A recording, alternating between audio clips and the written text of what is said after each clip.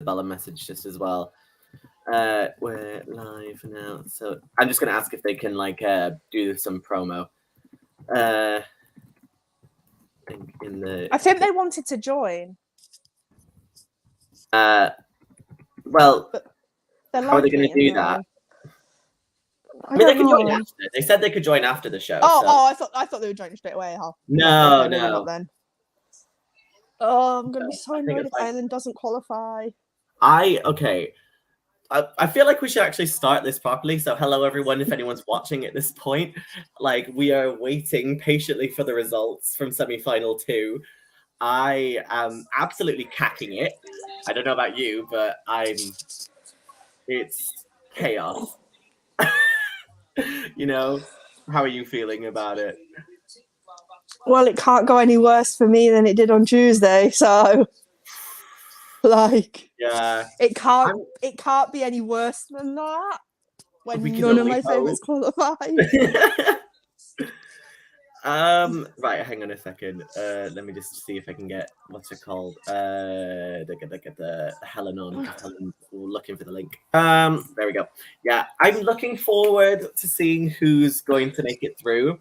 I voted for Serbia 6 times, so I'm really. I voted for Serbia 5 times. Yeah, so I'm really hoping Serbia makes it, and also really hoping that Ireland makes it because my God, hell. I need her to qualify. If Brooke doesn't qualify, I'm rioting at dawn. And we're just gonna have to go. I think the two that will have me like that are Brooke and Achille Laro. If they don't qualify, we're rioting. I mean, to be honest, I think the whole Twitter timeline would be rioting. Yeah, definitely. And my main two that I'm really missing, or that I'm really looking forward to seeing qualify actually will be sort of Serbia. Hello. Serbia and Czech Republic. They're the only two that I need to have in, and the rest of it I'm fine. So I need Serbia, I need San Marino, I need Ireland, and I need Romania because I feel like the final needs Romania because of how many bots we lost. Mm. Mm-hmm.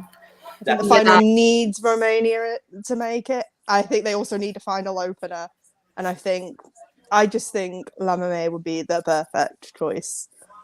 It's interesting. Yeah, my friend who's a local practically, but does Eurovision, said they voted for Romania as well as Ireland because they both really like the kind of up tempo bop songs. So if that, I just don't think we can lose any more bops. There's so many ballads in the final. We cannot lose. We don't want it to for the sake of balance in the final, we can't lose Romania. Yeah. I mean, it got a very big a response from the audience, though. It did. I was quite shocked because when Rylan, because for those of you who are wondering, we're all in the UK. So when Rylan was introducing Urs, he was saying, "Oh, is a big fan favorite," and I was thinking, during rehearsals, I had not seen a single person talk about Urs. Actually, just seeing Germany, I remember that it takes a really long time setting up. Do we think that Malik might open just so RAI can get that problem out of the way straight away? I'm hoping that they get that if Cyprus and Australia and San Marino all make the grand final, I think Raya is probably hoping that they draw different halves so they don't have those 3 big set pieces back to back to back. They still have Germany and the UK that are going to be issues though. Yeah, Germany apparently in every rehearsal has been such a big issue to set up. I just think it's for the best that Malik opens. Yeah, wouldn't be exactly It's not, but I don't. I think RAI are gonna want. I'm just gonna want to get that stage and set up problem out of the way. Given how we know Raya are kind of doing the organization, it isn't entirely out of the question, to be honest, is it? So yeah, it's not out of the question that they just stick Malik on first, just to sort that problem out. Imagine, right? Now that we've had all the big 5. It could be very soon. We will be getting results. They're just promoting the interval acts for the final. So not only have Laura Pausini and Mika already been the interval acts for semi 2. They're also going to be the interval acts for the final, but just individually. So interesting. We would have thought we get the winner on Saturday. Do you know what? I thought we were going to get it in a special sort of tribute act on like Wednesday. Really? Because I keep what? It's almost time. Now, guys. I'm gonna turn on my subs. It's time. Oh my god, I'm not ready. I'm not ready. I don't have my glasses. Oh, wait a minute. No, I'm just putting my glasses. Sorry, I've put the camera down. I'm just putting my glasses on.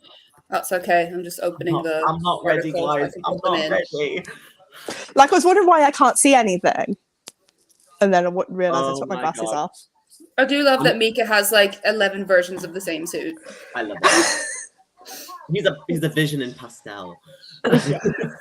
Right. If I'm looking away to this side, it means because I'm looking at the TV. Yeah, so the TV. Bear in mind. My TV's that way, and I'm on my phone because my laptop's gone. Hello, Martin Osterdahl. Martin Osterdahl. Also, bear in mind that after tonight, we will also get the running order for the final, so that'll be interesting. Well, for the first year in a very long time, I'm going to miss it because I'm up at 7 o'clock tomorrow morning. Oh no! I don't know if I'm going to have to stay up. It's been a long day. Don't worry. If push comes to shove, I can be around to do that kind of stuff. So it's all good. Oh, we've got a valid result. We are good to go. Right. Are we going to get another shocking one first up this time? I'm so nervous, guys. Imagine if they announced Belgium or Malta.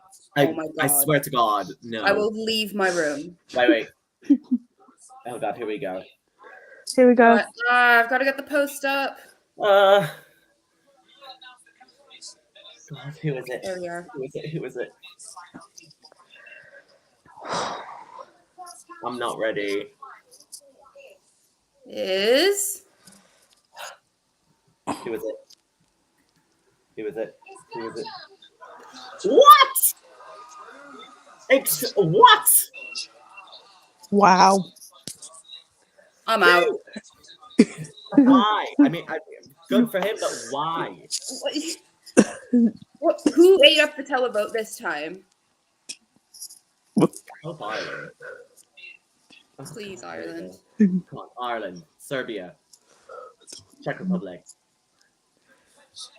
Yes! Come on, Dommy! Oh, I'm so happy for them. Oh, and as well, like, because Dommy had been having a bit of like stage fright, so I'm really glad that she managed to like conquer that. Oh my god, she nailed those notes tonight. Third finalist. Third finalist. I'm not ready. Who is it? Say it. Oh my god.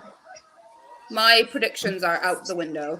I genuinely thought that he would have been forgotten about. I'm worried about Does Australia that mean that now. Sheldon's gone? I think Possibly. it means Sheldon or Rockman are gone. Surely. They wouldn't have all five big male. Maybe. No, not Poland. Poland. Oh, okay, right, Poland. It's not Rockman. Jeez, televote. What's going on? Jury just is tanking these televote faves if all these are getting through. Where's Ireland, Serbia? Sweden's not been Where's called San yet. Marino? San Marino. Oh my god. San Marino could be last, maybe. Oh god. Montenegro? Please. Maybe? I don't know. What? That was kind of they have the name recognition. But Maybe that's where the televote's all gone. It's gone somewhere. I'm a bit worried for Brooke now. I'm worried for Serbia. I'm worried for Brooke. I'm also worried for Cyprus. I think Cyprus is gone at this point. I think so. Yeah, I think Cyprus might be out. Oh, Georgia's probably gone. Yeah. Come on, Ireland. Come on. As an Irish person, it needs to go. Estonia. That's Estonia. good. And Rosie, I'm sure, is having a ball right now because that was her number one. We're happy about that. 4 left. And No Sweden, no Serbia, no San Marino, no Sweden, Serbia, San Marino, Ireland. One of these is going to miss out. Who is it? Australia. Oh, okay. This is, wow, we are just going to have a sad Saturday night. Oh my god. I'm not, guys, I don't want, if Serbia's gone. Serbia is not gone, surely. Please. San Marino, Serbia, and Sweden. It has to be them. Come on. Please, Ireland. Oh my god, please. Oh my god. Oh god. I'm not ready. Sweden. Right, Sweden. Yeah. Yeah. We kind of need to get that one out of the way. Heart attack right now. Unless it's Ireland and Serbia. One of the televote faves has to get through. I'm shocked. I think San Marino might be out. Oh my god. Come on, Serbia. We need Ireland. San Marino, please. Serbia and Ireland. That's all. I think. I think Sweden ate the televote. Come on, Serbia or Ireland. Serbia or Ireland. Oh my god. No. Oh god. No. Come on, Serbia. Oh my god. Come on. Serbia. At this point, I've given up hope from my own country. It needs to be Serbia.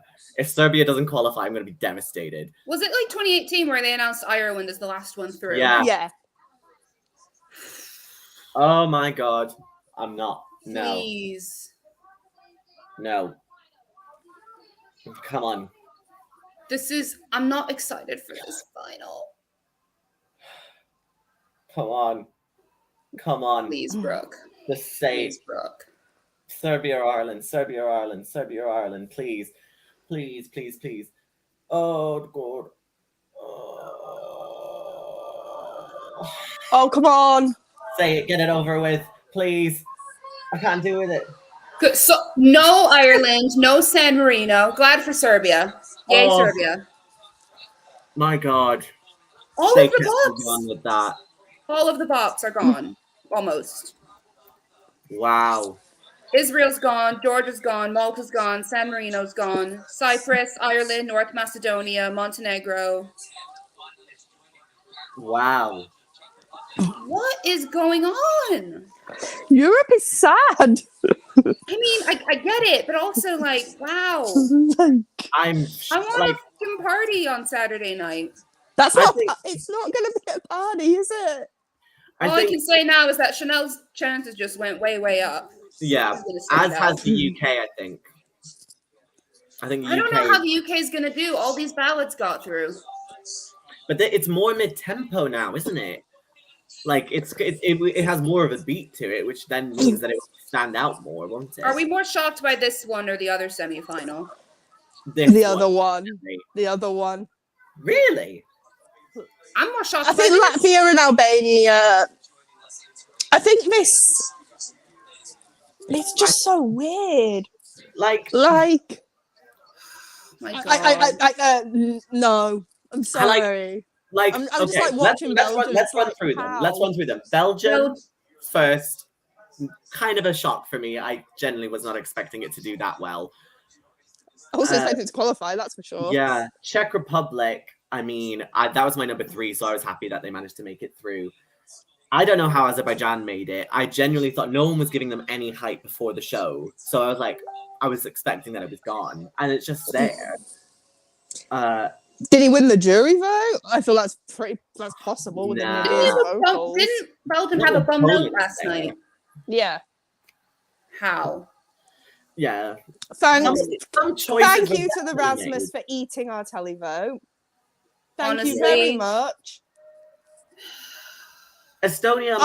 By the way, I'm being sarcastic. Yeah. Like, I'm not. Nah, Estonia. I'm kind of happy for because I feel like they had a lot of setbacks with their staging. Yeah. So I'm glad for them. Australia. I'm so bored. You I'm know? just getting the article. Sweden's just Sweden. Yeah, Sweden we kind of expected was going to do well. Well, that's fine. I think Sweden ate a lot. Romania's surprise. That's a nice surprise for them. It was a good surprise. I mean, they kind of needed it, given the chaos that was that national selection. And They're back in the final after, when was the last time? 2017. As is Poland. Poland's not been in the final since 2017. Israel's not qualified for the first time since 2014. Yeah, I feel like it's almost guaranteed though. If Romania pull first half, they will open the final because there's nothing else. All right, broadcast is ended. Yeah. All right. Right. There is nothing else. Post is out now. Like, and if he pulls second half, he's closing the final because again, there's nothing else. Let me have. Okay, I'm getting the list up so we can kind of have just a bit more of an interesting sort of discussion about what's going on. First of all, what did you make of the whole show? Did you like what you saw, or was it, what was it for you? I liked what I saw. Again, it's just like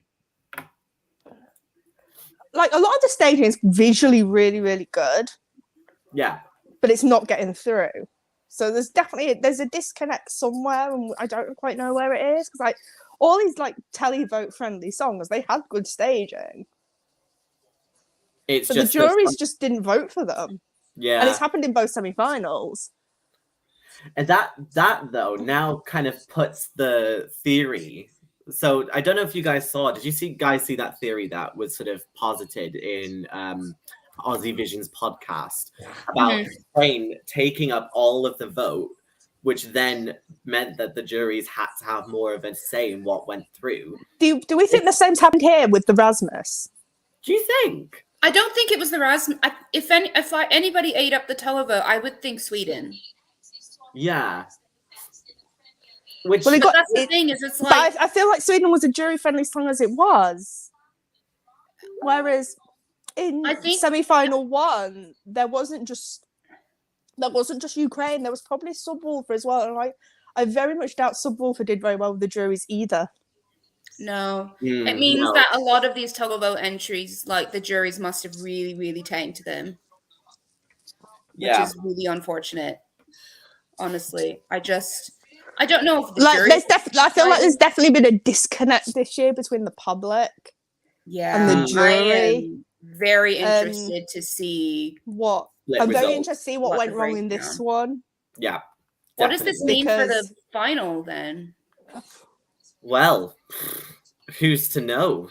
I guess we'll find. I think I think it could easily be a situation where it could be like a 21 points to Sweden thing, where the leading people are going to get completely tanked in the televote from the juries, and then we're going to get a compromise winner. Unless Ukraine completely pulls it out of the bag, and then we just go to Kyiv next year. I think what is a compromise winner though? Like a second and second. I know. I guess this goes to diaspora, but because I think they will get televote because of diaspora, and I think they'll do well with the juries. Poland. Yeah. Is Poland one of those songs that could be just keep everyone happy? Hello, Tim. Hi. Hi. Most of them have left. Andromache is being applauded, so is Andrea. Well done. Good. What was the reaction in the arena for the results? Yeah, it was just shouting left, right, and center. But has this one gone down better than the first semi-final? Yeah, it's just. But the thing with this one though is, I think I might have a personal bias on this just because I've talked to most of the people on this semi. So I'm gonna be heartbroken somehow. Yeah. But you know what?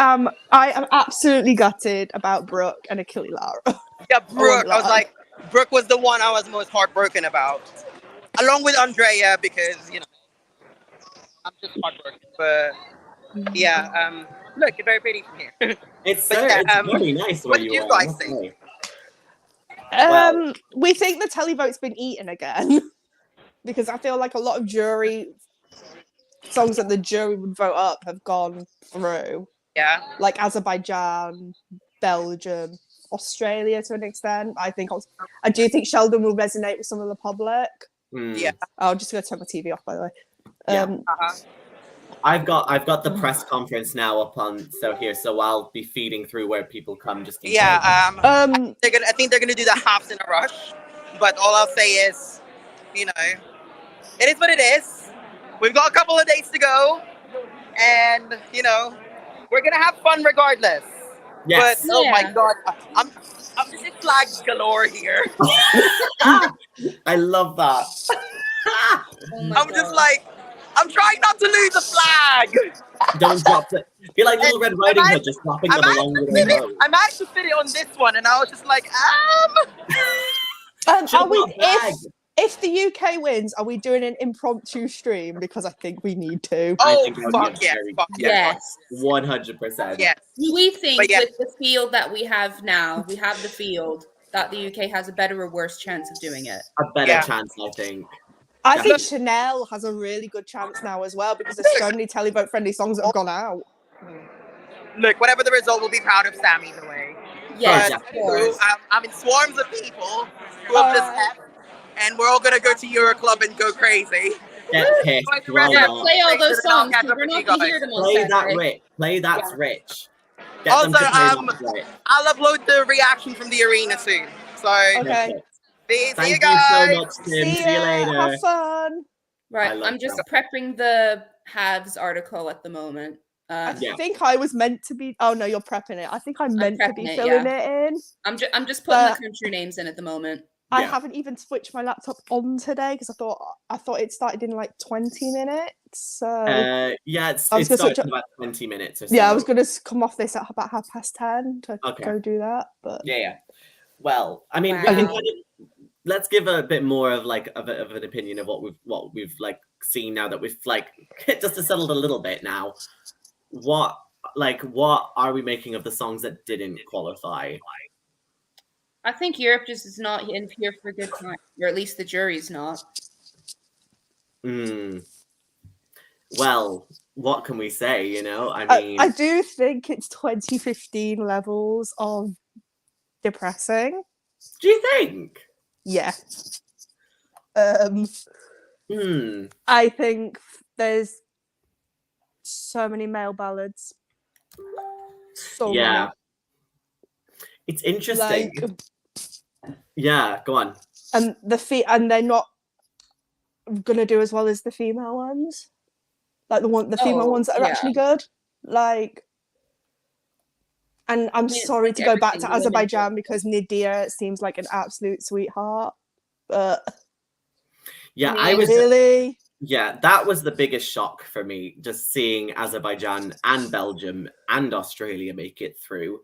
And Finland. Do you know what? Half of them, all are shocked. But like genuinely, I was like our chat is going crazy at the moment.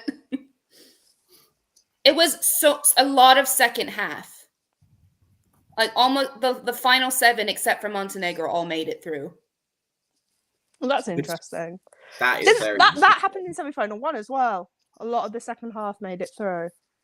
Yeah, 2019. I think it was 2019 when all of the big hitters, like, because that's when Norway was in, Netherlands, North Macedonia, like, all of them were, like, big. And that basically just drained the first half of anyone, I think. And then the only one that wasn't in there that was a qualifier was Lithuania, wasn't it? So. And he was 11th. There you go. So that shows, you know, some people say that running order doesn't matter. Clearly has had an impact. Yeah, in the semi. The only like really upbeat one I think that made it through, aside from Romania, is Czech Republic, and what a show closer. She did so well, genuinely. Oh my gosh. Come on, Leeds. Like, is it? I feel like it's quite obvious that Czechia and Romania will either one will open, one will close if they pull opposite halves. I say let Czechia close again. See, I could make the case that Czechia would definitely open the final if it got first half, because it starts off that kind of really slow kind of thing, and then it just explodes. I think this also has to bear in mind that this completely depends on what the broadcaster does about Malik's staging. I think so. I think we have to bear that in mind because they've been quite. They seem to be quite pragmatic, and I think pragmaticness would be, as he's performing in the first half, just have him open and get it out of the way. Yeah, but a lot of these acts are going to draw second half. The first half is pretty much full up at the moment, almost, except for a couple. I think wasn't there like 3 spots left in the second half, first half. Let me have a count of it now. Hang on. It might have been 2. It could be 2 or 3, I think, because we have an odd number. There's. I think it's usually they have like 12 in the first and then 13 in the second. So there's 2 spots left in the first half, and then the rest are all second half. So that make of that what you will. Could the Rasmus close just because it's the Rasmus? Ooh. I think I'm at number 2, honestly. Sorry.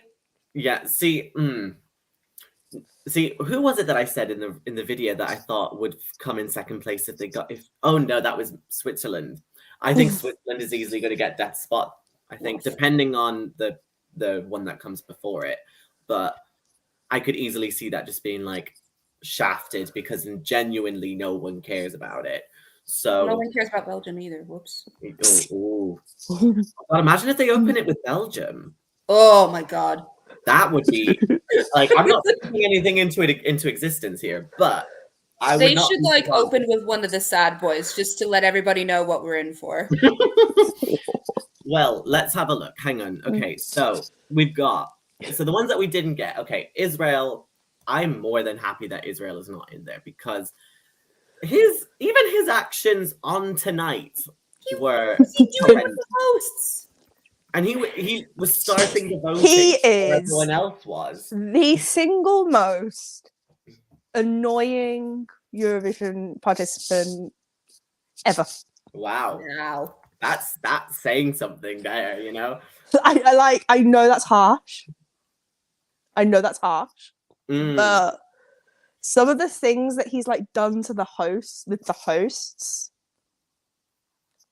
some of the things that he's done with the other acts are not it. Yeah. I don't know. Like, I think there's a thing. I have a thing about personal space, and yeah, people like him just. Don't worry, he'll get a call from RuPaul soon, I'm sure. Oh, definitely. And yeah, again, very interesting to see how that's going to play out. Yeah. How about you, Helen? What do you think of that? Of Israel? Yeah. Honestly, I'm not gonna lie. I'm sure, like in private, he's a nice person. The public persona, not for me. That being said, I'm, in my opinion, I think Israel as a participant kind of needed to be taken down a peg a little bit. So a non-qualification, even if it's just for 1 year. Just sit back a little bit and. We've had quite a few nations that have been out of the final for a while back in, so that's really nice to see. I'm so thrilled for Romania, Poland, even if it's not my favorite song. Good for them to be back in after 5 years. God, who else? I've completely lost the list. Well, shall we just move on to the next one then? Because my thing was just saying, like, look, say what you want about him, whatever he's doing. The song was just not it. And it's good to, make people realize that they're fallible. And some countries that also didn't qualify, we'll get onto them a little bit later, have also realized that. So hopefully they'll change their strategy for next time. Mm-hmm. So, because there's Cyprus as well. Like, Cyprus had a really long qualification streak, and now they have now not qualified. This is the first time they've not been in the final since 2013, which is 8 years ago, or 9 years ago even now. Sorry. So that's saying something.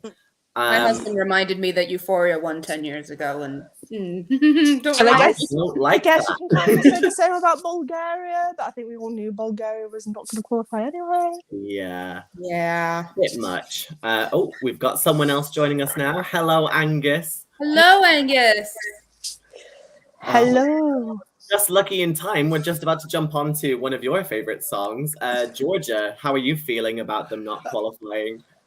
Georgia, I was at peace with, to be honest. Like, I believe I did predict them to go through, but they were always a bit too goofy, a bit too. It's not necessarily that out there in the grand scheme of actual music, but for Eurovision, it was fairly out there. So it was always. If they got 17 points in total for the semi-final and finished last overall out of all countries, I wouldn't be surprised. I was at peace with them not qualifying as much as I wanted them to, I think is my review. Yeah. Sorry, I'm just like checking out like my eyeliners. Okay, it's fine. That's fine. Don't worry. I think Georgia was the only one that I was like very quite sure was probably not going to go, even though I think I did pick them, but that was. Is that wishful thinking? Yeah. We're allowed delusional picks. I also predicted Slovenia to qualify in the official article, but let's be honest. Less than. Oh, I predicted San Marino to qualify, but I don't think that was delusional after seeing the staging. No. Oh no, that made sense. I was genuinely expecting that to go through. I think this is going to be a year more than most where we have the least amount of consensus between the jury and the televote. 100%. Definitely. I think so. And this is why, this is why I think we're going to get something more of like what I said was like a compromise winner, where neither, like the winning song won't win either the televote or the jury together. Mm-hmm. It'll be a mismatch of the two. I think we could have, for the first time in a while, I think probably since Salvador in 2017, that the winner of the contest could win the jury as well. I think, or at least place higher in the jury than the televote. Yeah. Like, go on. Who is that compromise winner? Who is it? I think that'll come down to what the running order will be like.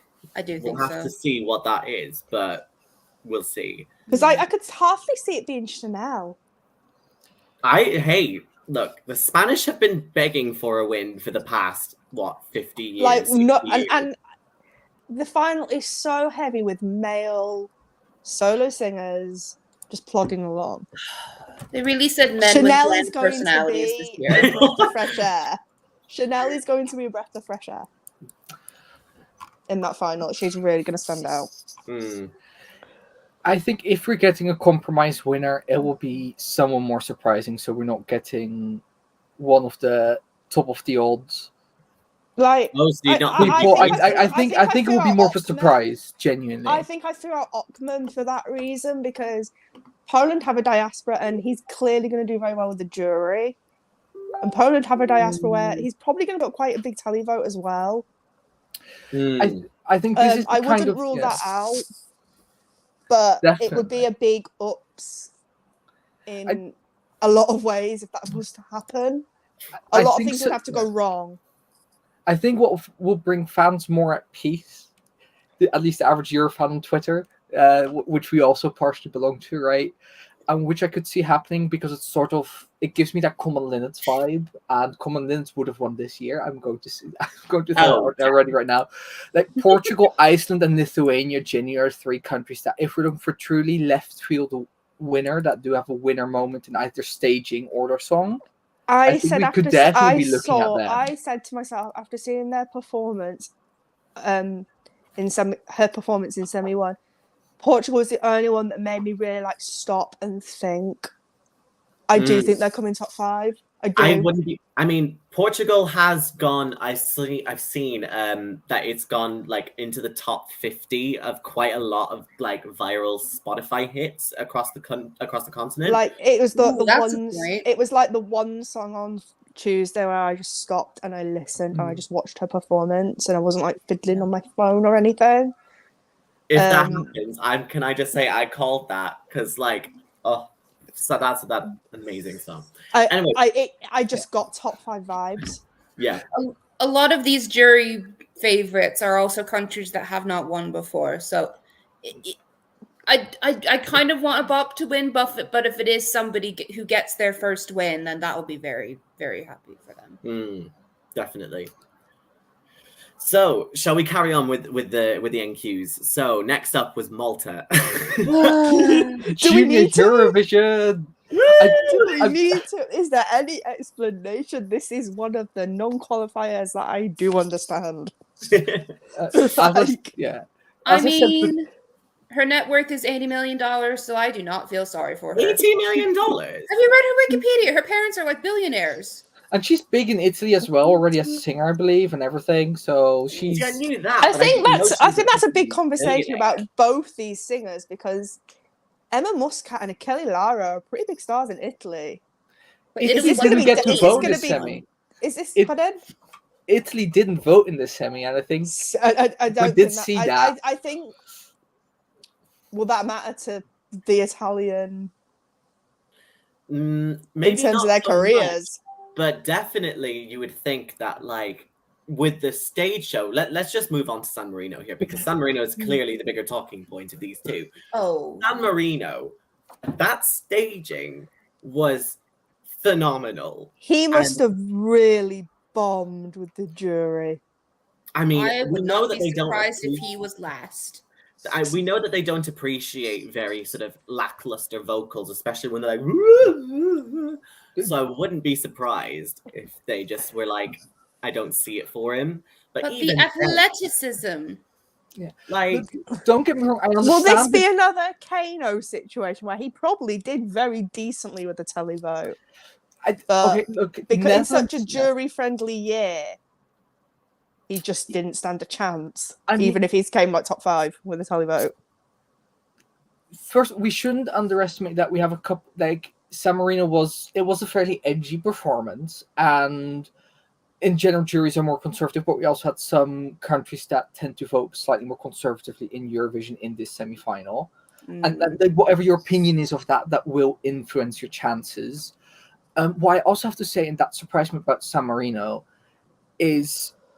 So in the Dutch official, specific for Netherlands Song Festival app, you could also rank in this semi-final, even though we couldn't vote. And San Marino was second to last place out of everyone here. Of course it's divisive, but that means that people who hated it, he really hated it. He got a 4.7 average out of 10. The only person that was Serbia, which I understand from Dutch, like Serbia, I understand from Dutch audiences why the average Dutch local might not like it.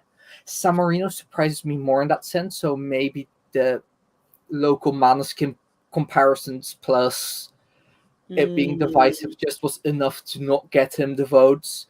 With other countries that might get the standard San Marino, like the real music vote went to places like Belgium, Australia, Azerbaijan if you wanted voices, or like Czech Republic if you want something upbeat and party, Sweden if you want something a bit retro, and that splits your televote already as well. Like that to me surprises me that you're saying that your app people like Azerbaijan, because when we were reacting, we didn't get it. We didn't get white qualified.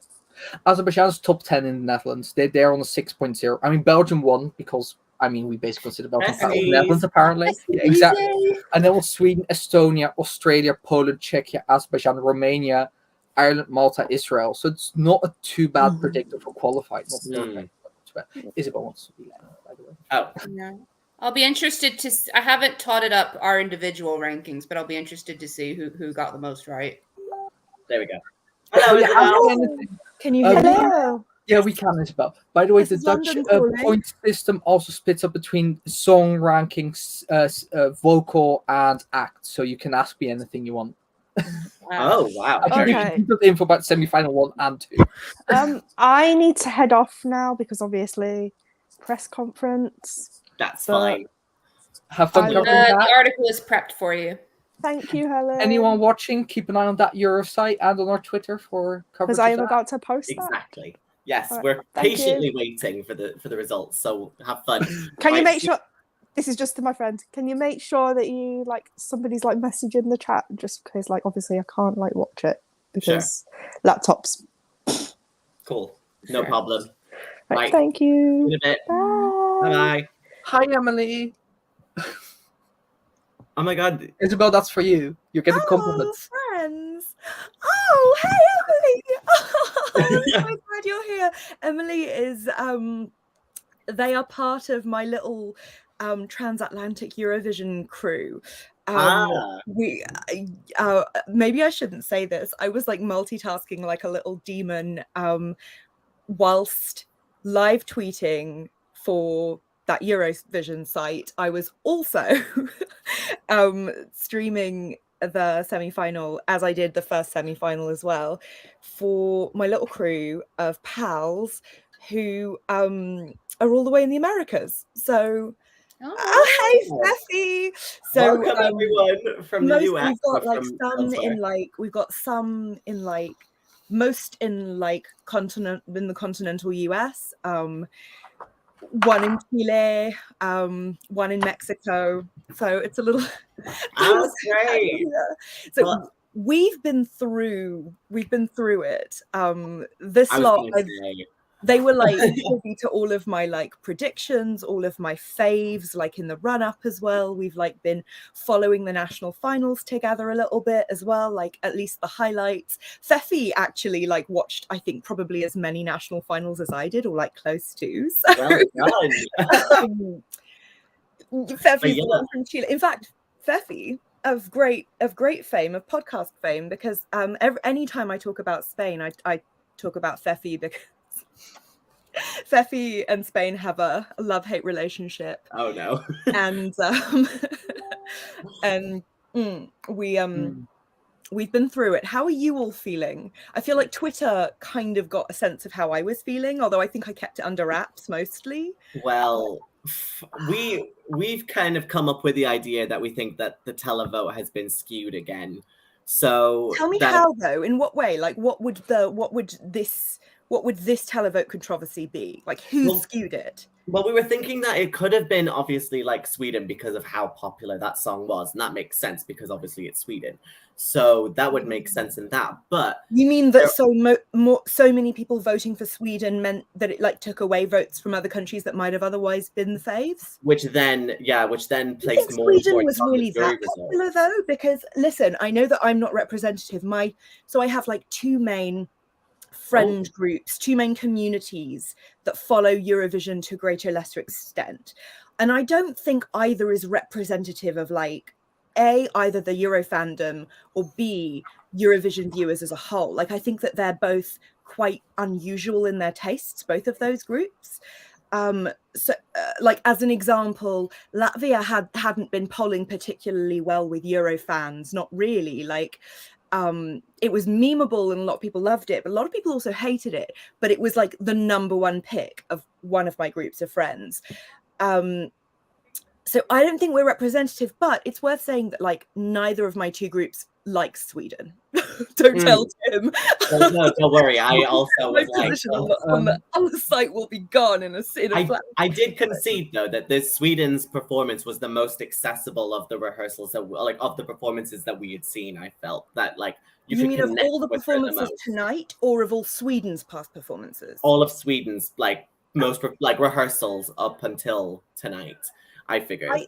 I think she's always been flawless, if I'm completely honest. I think she's always been like unfaultable. I could never argue against someone loving Sweden this year, but it's not even in my top 15. Like it's just not.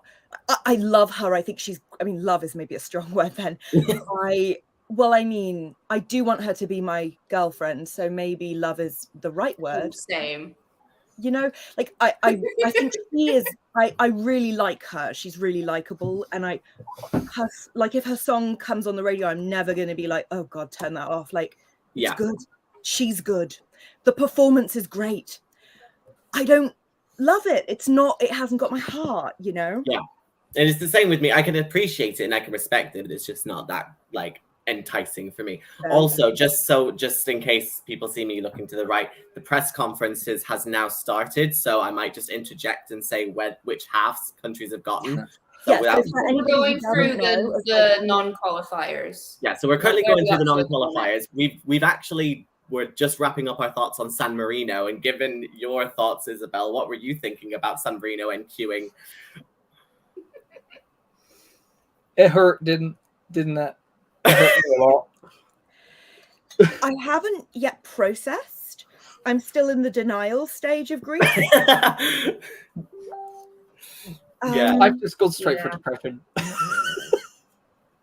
Yeah, it was a struggle. That sure was a disappointment.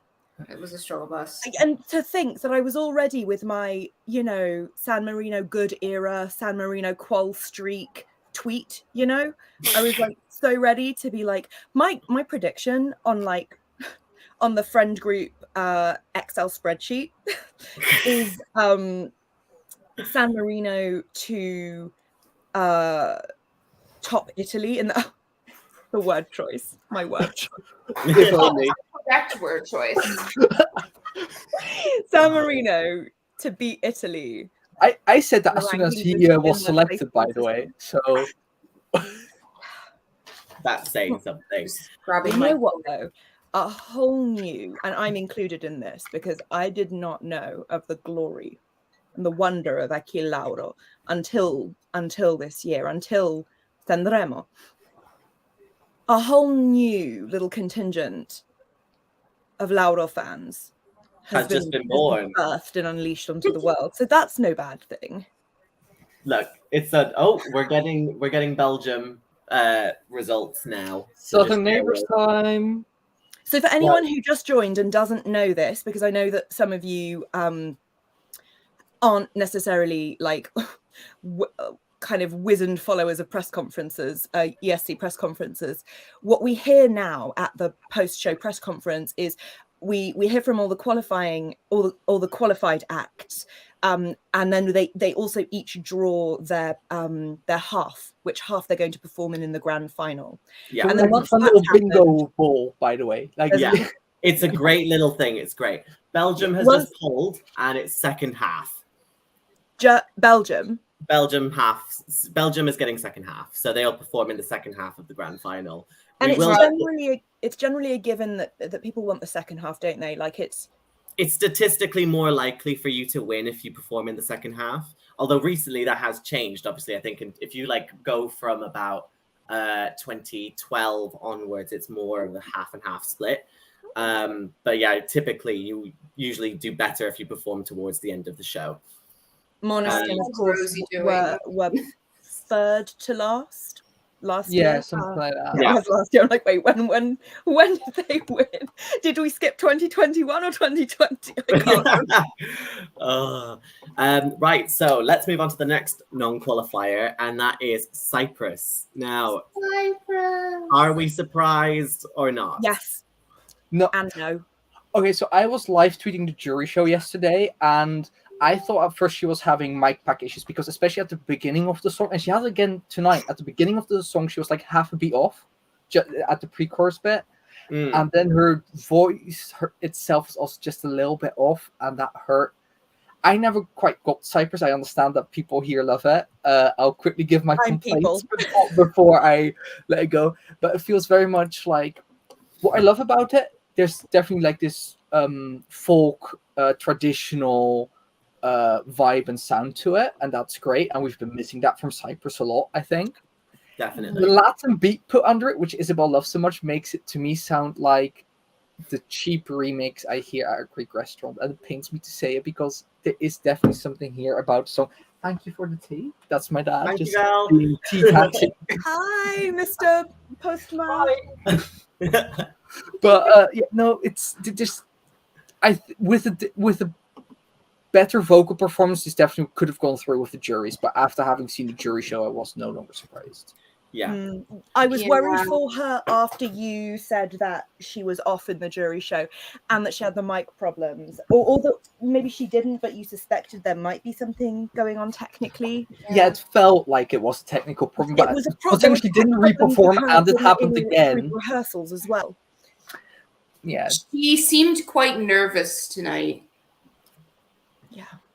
For a song that needs confidence. Like, that's the thing. The song can't have emotional nervousness. The song needs confidence. Yeah. Well, I mean, I think they had one of the stronger staging concepts this year. It was very cohesive, very visually appealing, not just her. But yeah, it was on the bubble for me. It's a shame because this is slightly different from what Cyprus has done in the past. So what I hope doesn't happen is that they revert back to that next year, because I do want them to try different things. Yeah. Fuego 3.0, anyone? I mean, Here's the we've already thing. called it replay. What are we going to call the next one? It's intriguing to me, and Pause. I'm gonna like. Sorry, no. That was Oh, the no. So if it was replay, just call it pause, and then you wait. How about just stop? Remix. Rewind, fast forward. I mean, I'm just naming buttons on the keyboard. remote Yeah. now. Okay, Czech Republic is pulling now, so just Check. there. But yeah, I really hope that Cyprus kind of takes a bit back to see, like, okay, single solo female giving a powerful performance started off well, but if you that like, I think they needed this to kind of show that they're like not Diminishing like returns. Yeah. We're hearing from the Czech Republic. First half for Czech Republic. First half. That makes them a possible show opener. I think they will. I think so. Or France closing is in off the before the first half, break. and a lot of people have said that they reckon Fulen might open the show. So it could be. I mean, that means it's going to be a really dynamic first half. And from what I remember of the second half polls, there are quite like Spain is in the first half, which is an upbeat banger. There are quite like the second half seems more mellow than the first at the moment. Oh, from what I remember, there's hardly anyone in the second half, to be honest. Isn't good. That's not a good thing. Yeah, exactly, because only one of the big five are in the second half. I mean, that means Estonia, Romania, for example, are likely to make second half, and they're fairly upbeat. Which would, for example, I don't think Estonia's uplifting, but I don't think of it as like it's not a song that's going to wake you up if you're like a little bit tired or a little bit tipsy. Yeah. Romania will be served well by the second half, but let's not jump the gun. Back to Cyprus. I think it's really intriguing. Let me not wave my dirty tissue around. It's only dirty with lipstick. It's not like it's not. Oh my God, what's wrong with me? I shouldn't be allowed on these. It's intriguing to me, Angus, and I'm going to call you out and I'm going to challenge you, and please feel free to just like tell me to go away. But well, don't actually. If arguments ready, I'll just pull up my scroll of arguments.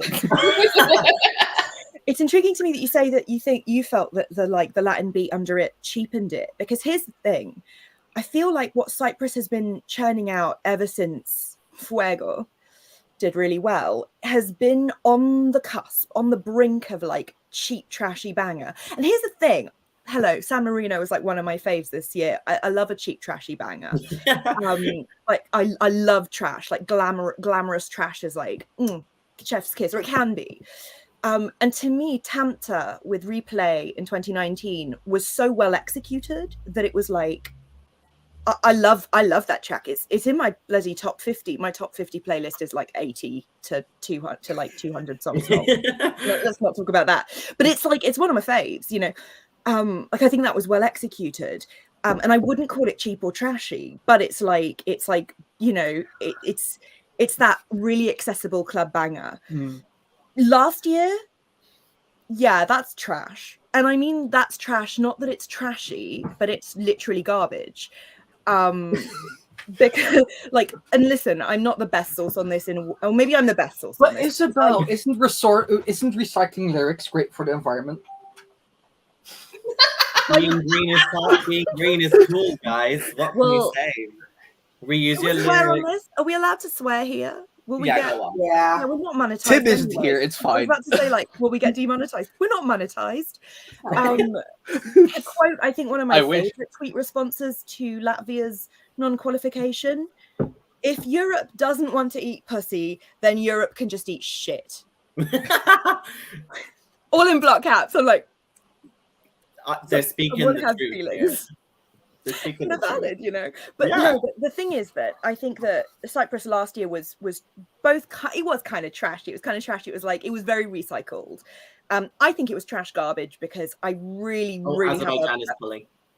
can't stand nonsense Spanish lyrics, particularly. Like, nonsense lyrics in English can sometimes get a pass because I get that it's the universal language. It's like the lingua franca, and I wish that more people would get like at least one person on their songwriting team that like does speak the language, so or just at least run it past a copy editor that can maybe say like, this doesn't make sense, but here's how you could Grammarly.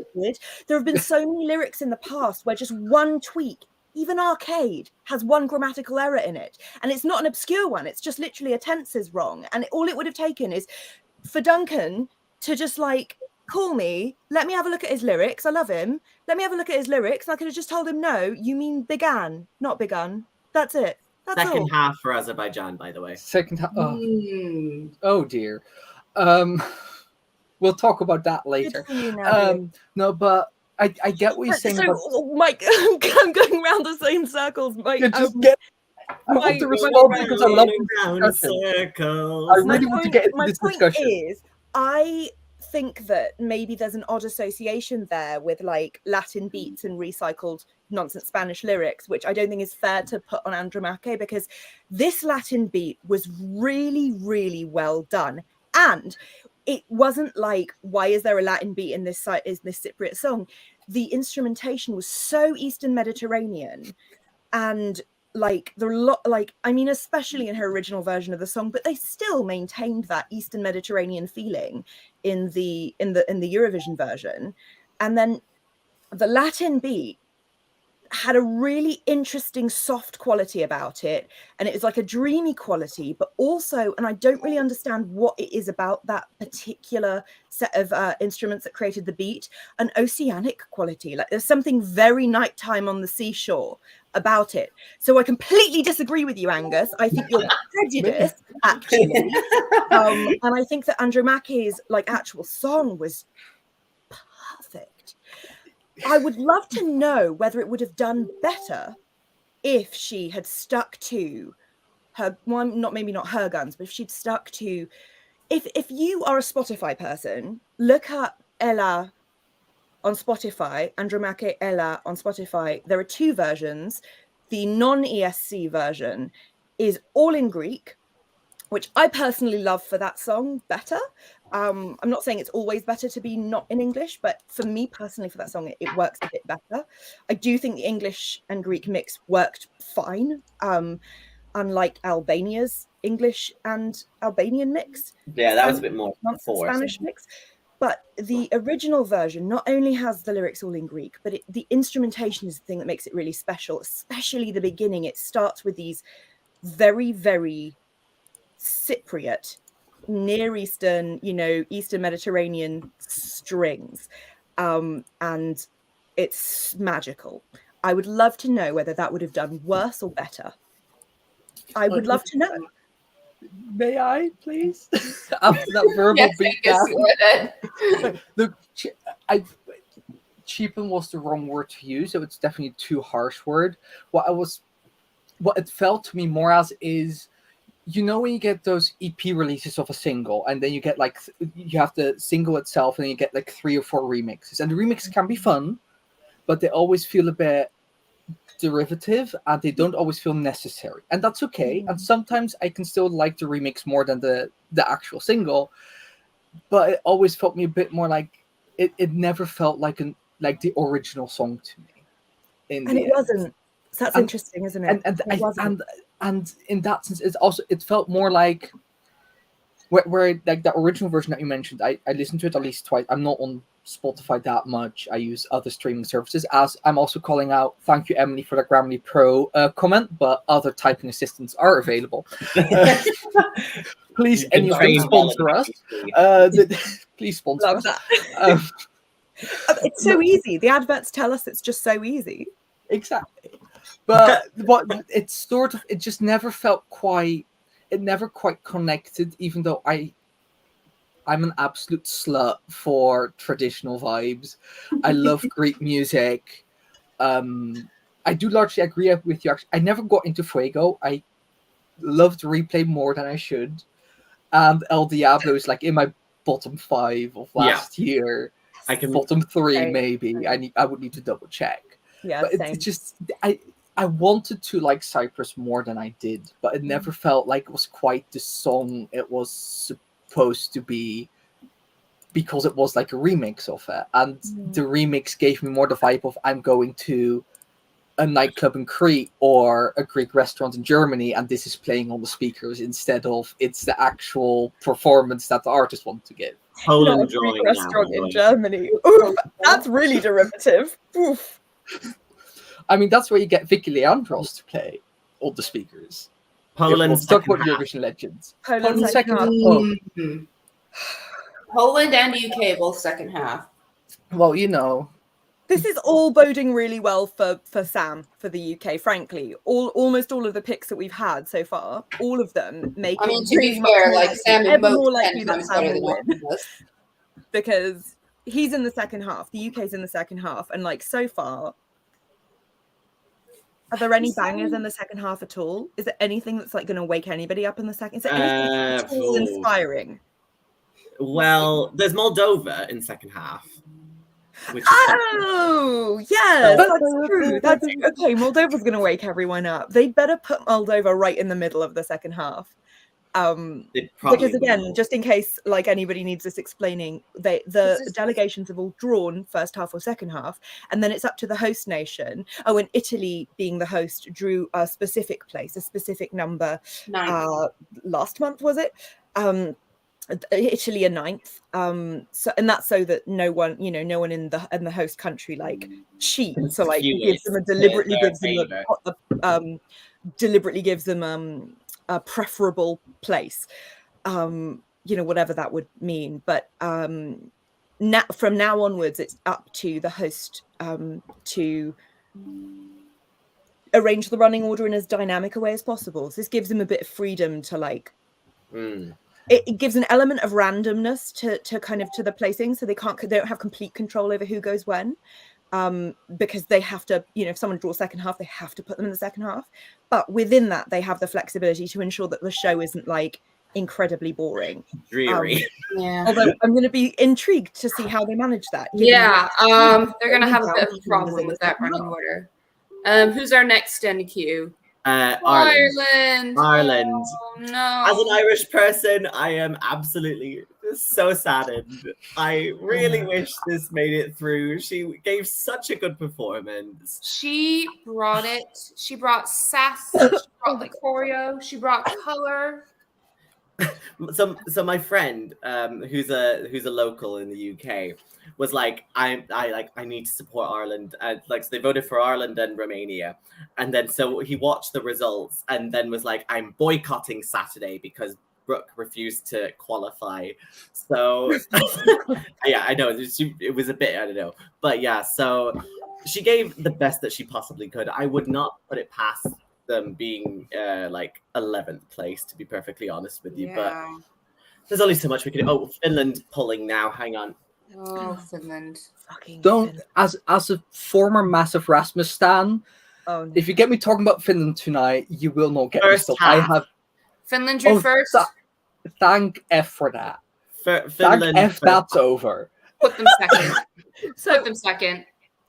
Are you not a big? Are you? So you were a fan of the Rasmus? I'm a massive fan of the Rasmus. I have 3 of their albums. I used to be obsessed. I have like a poster and everything. I have like the documentary of how they made one of their albums on Blu-ray, and the opening 10 seconds of Jezebel are great.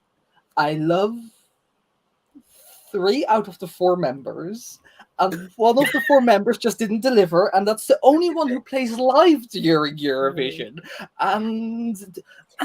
Sorry that we're getting into this, but the pre-recorded vocal. Look, if you were at the pre-parties or at UMK, if you listen to that, the bassist is mic'd up officially, and as is the guitarist. They're both mic'd up, and they do the Jezebel chant basically during the chorus, right?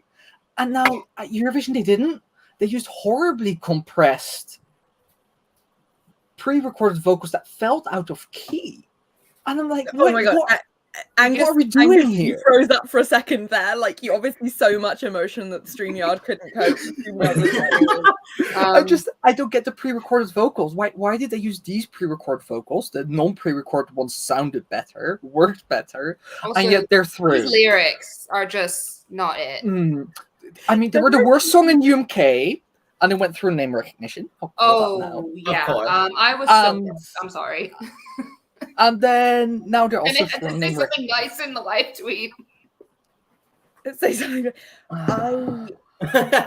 Yes, but those opening 10 seconds are great. I didn't watch UMK as it unfolded. I actually didn't watch UMK until it was long over, and I didn't watch the whole thing anyway. But I went back and watched all of the performances. Well, there weren't that many, you know, there weren't that many entrants. There were like 7. Honestly, I know everyone's always going on about how amazing UMK is. None of them stood out to me. None. Except for Isaac. And Isaac's, it didn't just stand out, it just like shat on every single other song in any national final this season. Like, I listened to that and watched it and watched it. And like, listen, I hope he comes back and goes for Finland again in the future. I just don't know what the people could possibly want that he didn't give them. I mean, it was being a big name, because UMK is 75% televote, and we also saw it with Darude of Sandstorm fame winning it in 2019, which I mean, he was came last in the semi. Yeah, he was the artist chosen before. Yeah, but it did feel a bit like, what is this? Why did we choose him in name recognition? We could have picked a better vocalist. Yeah. That as well, but DJs at Eurovision and better vocalists. Rory's trying to that challenge. We've just gone off. This is kind of my fault. We've gone off on a Finland hate boner. Anyway, back to Ireland. Yeah, back to Ireland. Sorry. Back to Ireland. Right. Yeah. Derry Lipa was robbed. Derry Lipa was robbed. Okay. That's all we can say. I don't know. So here's the thing. Ireland has never been a fave Euro country of mine. Eurovision specifically. Sorry, that made it sound like I don't like Ireland, full stop. Like, go, fuck Ireland. No. Listen, I like literally studied Old Irish for like university degree. So please. That's all right.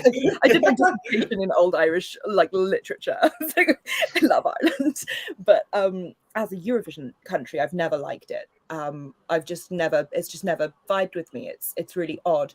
The voice is obviously fucking incredible, but like other than that, I'm like, this is nothing to me. I think that they just constantly pitch things that are just incredibly middle of the road, and middle of the road is not where I live, you know. And that's meaning at the end of the lane by a roundabout.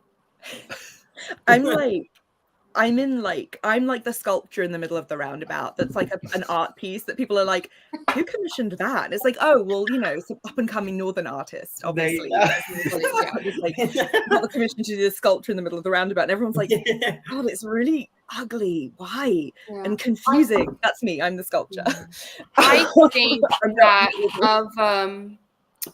of all the songs that we got that we kind of thought were a bit mediocre, maybe dead on arrival initially, Ireland really, really elevated this in the performance. I think I remember when we were watching the rehearsals, Rory, you about fell out of your chair when they first got the pyro. It was so good because, like, let's be perfectly honest here. When we saw the performance at the Late Show, it was, for lack of a better word, shit.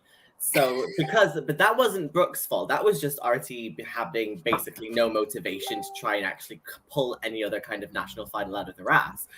However, once they got to Turin, they realized, okay, we've got a bigger stage, we've got more to play with, and they can polish it so much more. And even throughout the pre-parties, like with every single one, Brooke was getting more confident. She was knowing where she was going on stage. She was getting a lot more sort of comfortable being around like bigger fans, you know, like all these kinds of like things which can throw you off, obviously, if you're not used to it. So when she got to Turin and delivered a show like that, I think I would not have been angry at all with anyone if like, you know, not like, I think we would all have been absolutely shocked if she did not qualify. And obviously that was what happened. Yeah. I'm just sad. Can I ask a question? What? And that's to all three of you who seem to be more certain of Ireland's qualification than I was. So I'll give my thoughts later. But I would love to hear what you think didn't click with juries, audiences, or both to make her not get that overall top 10, which is of course hard. We had 18 countries in the semi-final, so it's quite tricky to qualify.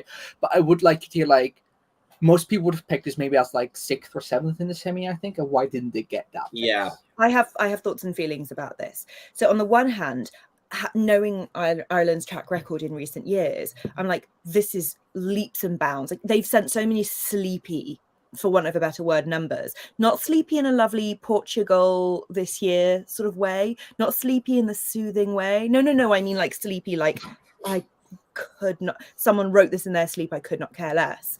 That like this feels like this felt, especially with the staging and all of that that we saw in the rehearsals, because I wasn't buying it until we saw the staging. As you know, as Helen and Rory just sort of said, the staging just kicked it up so much, and the staging was perfect for the song, and it was delivered really well. Like that sold me on it, and I went from like not liking the song at all and like hoping it didn't qualify to thinking, well, this has to qualify. And here's the thing: if it doesn't, I'm like, I don't know what Ireland could have done differently. And actually, here's the thing: like they needed to completely change tack, because I think the thing that didn't connect is that at the end of the day, it is somewhat generic pop. And obviously that isn't unpopular. Obviously, pop is popular, sort of the whole thing. But in a Eurovision context, when you have so many countries bringing really interesting mashups of like popular, very widely known music genres and like more regionally specific song elements or, you know, instrumental music elements, you've got so much interest in Eurovision, like as in like there's so much stuff that's of interest that feels unique and feels different, that like actually just kind of quite generic pop doesn't cut it. It doesn't cut it. And that is what it was. It was like, you know, a fun but quite, there's nothing sort of unique about it.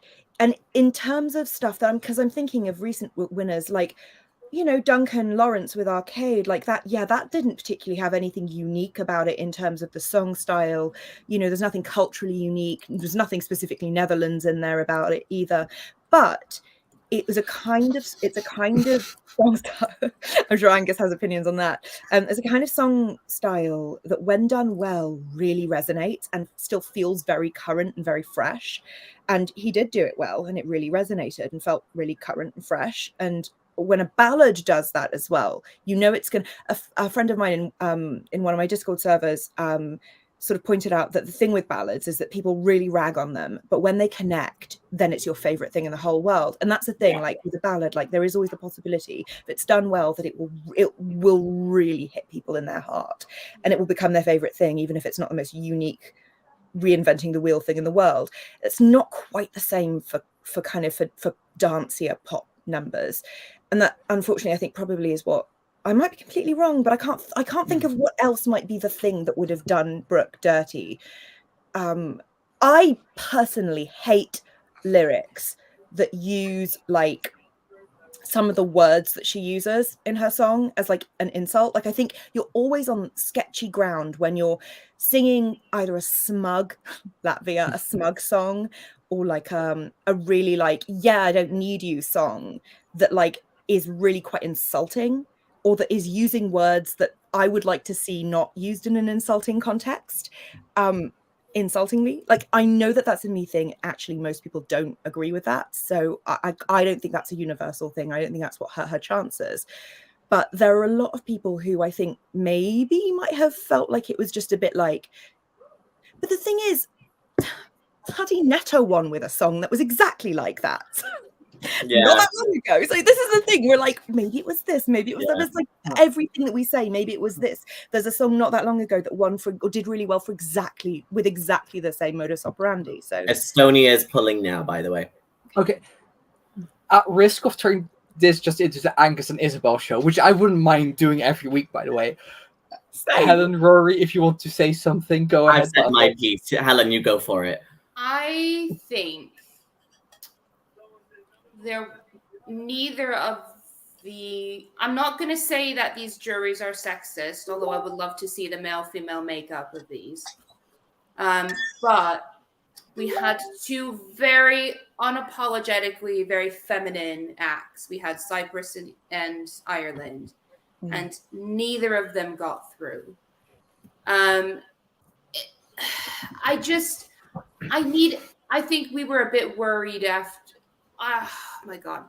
So there is the fact that the previous two Eurovision winners have done what a lot of other winners have not been able to do, which is to really, really break in to the mainstream music industry and specifically to the US mainstream music industry. What I worry that means for this contest, based on what has happened in these semis, is that it is going to start taking itself too seriously. Because I think a lot of acts, something, even 4 years ago, I think something like what Brooke has done, what San Marino has done, what Latvia and Albania did in the other semifinal, regardless, performances themselves notwithstanding, those types of songs 4 years ago, I think would have easily sailed through. And the fact there is the question of this year of certain countries really beating up the televote. I think it's a really obvious answer in the other semifinal. Not entirely clear tonight, but that's clearly being a thing. I worry that this contest is going to take itself too seriously, and honestly, and this is not to discount and take away the joy from the people who did qualify, because I'm sure there's a lot of people who really didn't think they were going to get through that are going through, and I don't want to take that away from them. But I just want to have a bloody fun Saturday night. Can I ask you a quick question? Because I wasn't here in the conversation for the first semi. Who do we think ate up the vote in the first semi? Ukraine. Oh, and Norway. Sorry, I literally forget. I deliberately forget them because I dislike that song so much. Spicy opinion that nobody asked for. Ukraine is a bad song. It's not bad. It's not bad from end to end. The sopilkas are. In fact, I don't know if the main flute is a sopilka. I know that it's not. It's not. It's a different flute. Else, yeah. I love that for a start. I love that there are like several different kinds of like specifically Ukrainian flute. Fucking love that shit. And the flute riff. It's not just about the presence of the flute, of the ethnic flute. It's also the flute riff. The flute riff is fantastic. Brilliant. Flute riff. You can have a guitar riff. You can have a guitar riff. No, I thought you said fruit riff, right? With an R at a moment. I thought fruit riff. I mean, that would also be fun, but that seems more Latvia. That's more Latvia. Half of lines. Fruit of the loom. That's Latvia. Because I have. Yeah. The flute riff is great. It's perfect. It's got the bones of a great song, but it's literally the only thing that I think is good about it. I think the rest of it is bad. All right, cancel me. Fucking cancel me. Come on, cancel me. I know that's the thing. By the way. I know that that's an unpopular opinion. I know that it doesn't even matter what my opinion is of it because it'll eat up the televote at the grand final as well. I expect it to have won the first semi-final. Obviously, we'll find that out later. But I completely forgot about its existence because I just don't think it's good. Australia second half. All right. Okay, so.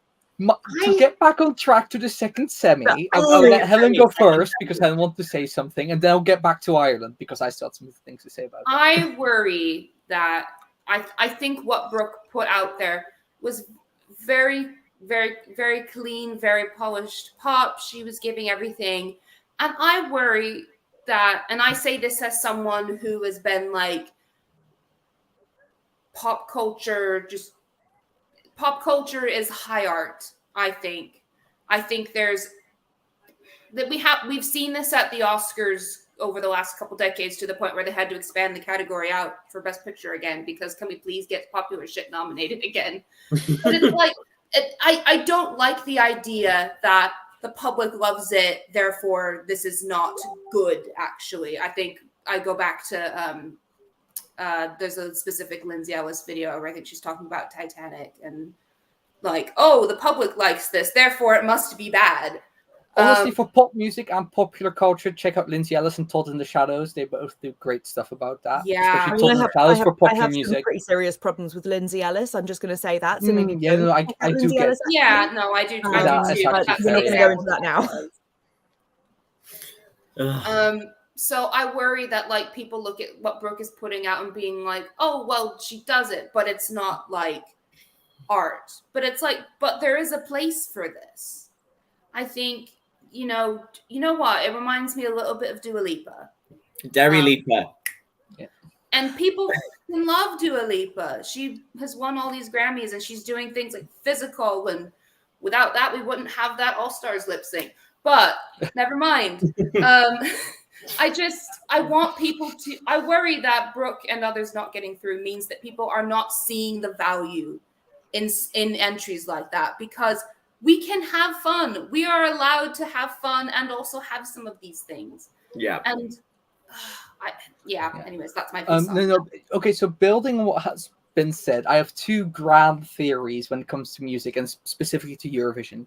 We're doing grand theories on music now. Cool. I mean, look, I'm a philosopher. Please forgive me my arrogance. My first grand theory is the grand theory of Eurovision branding.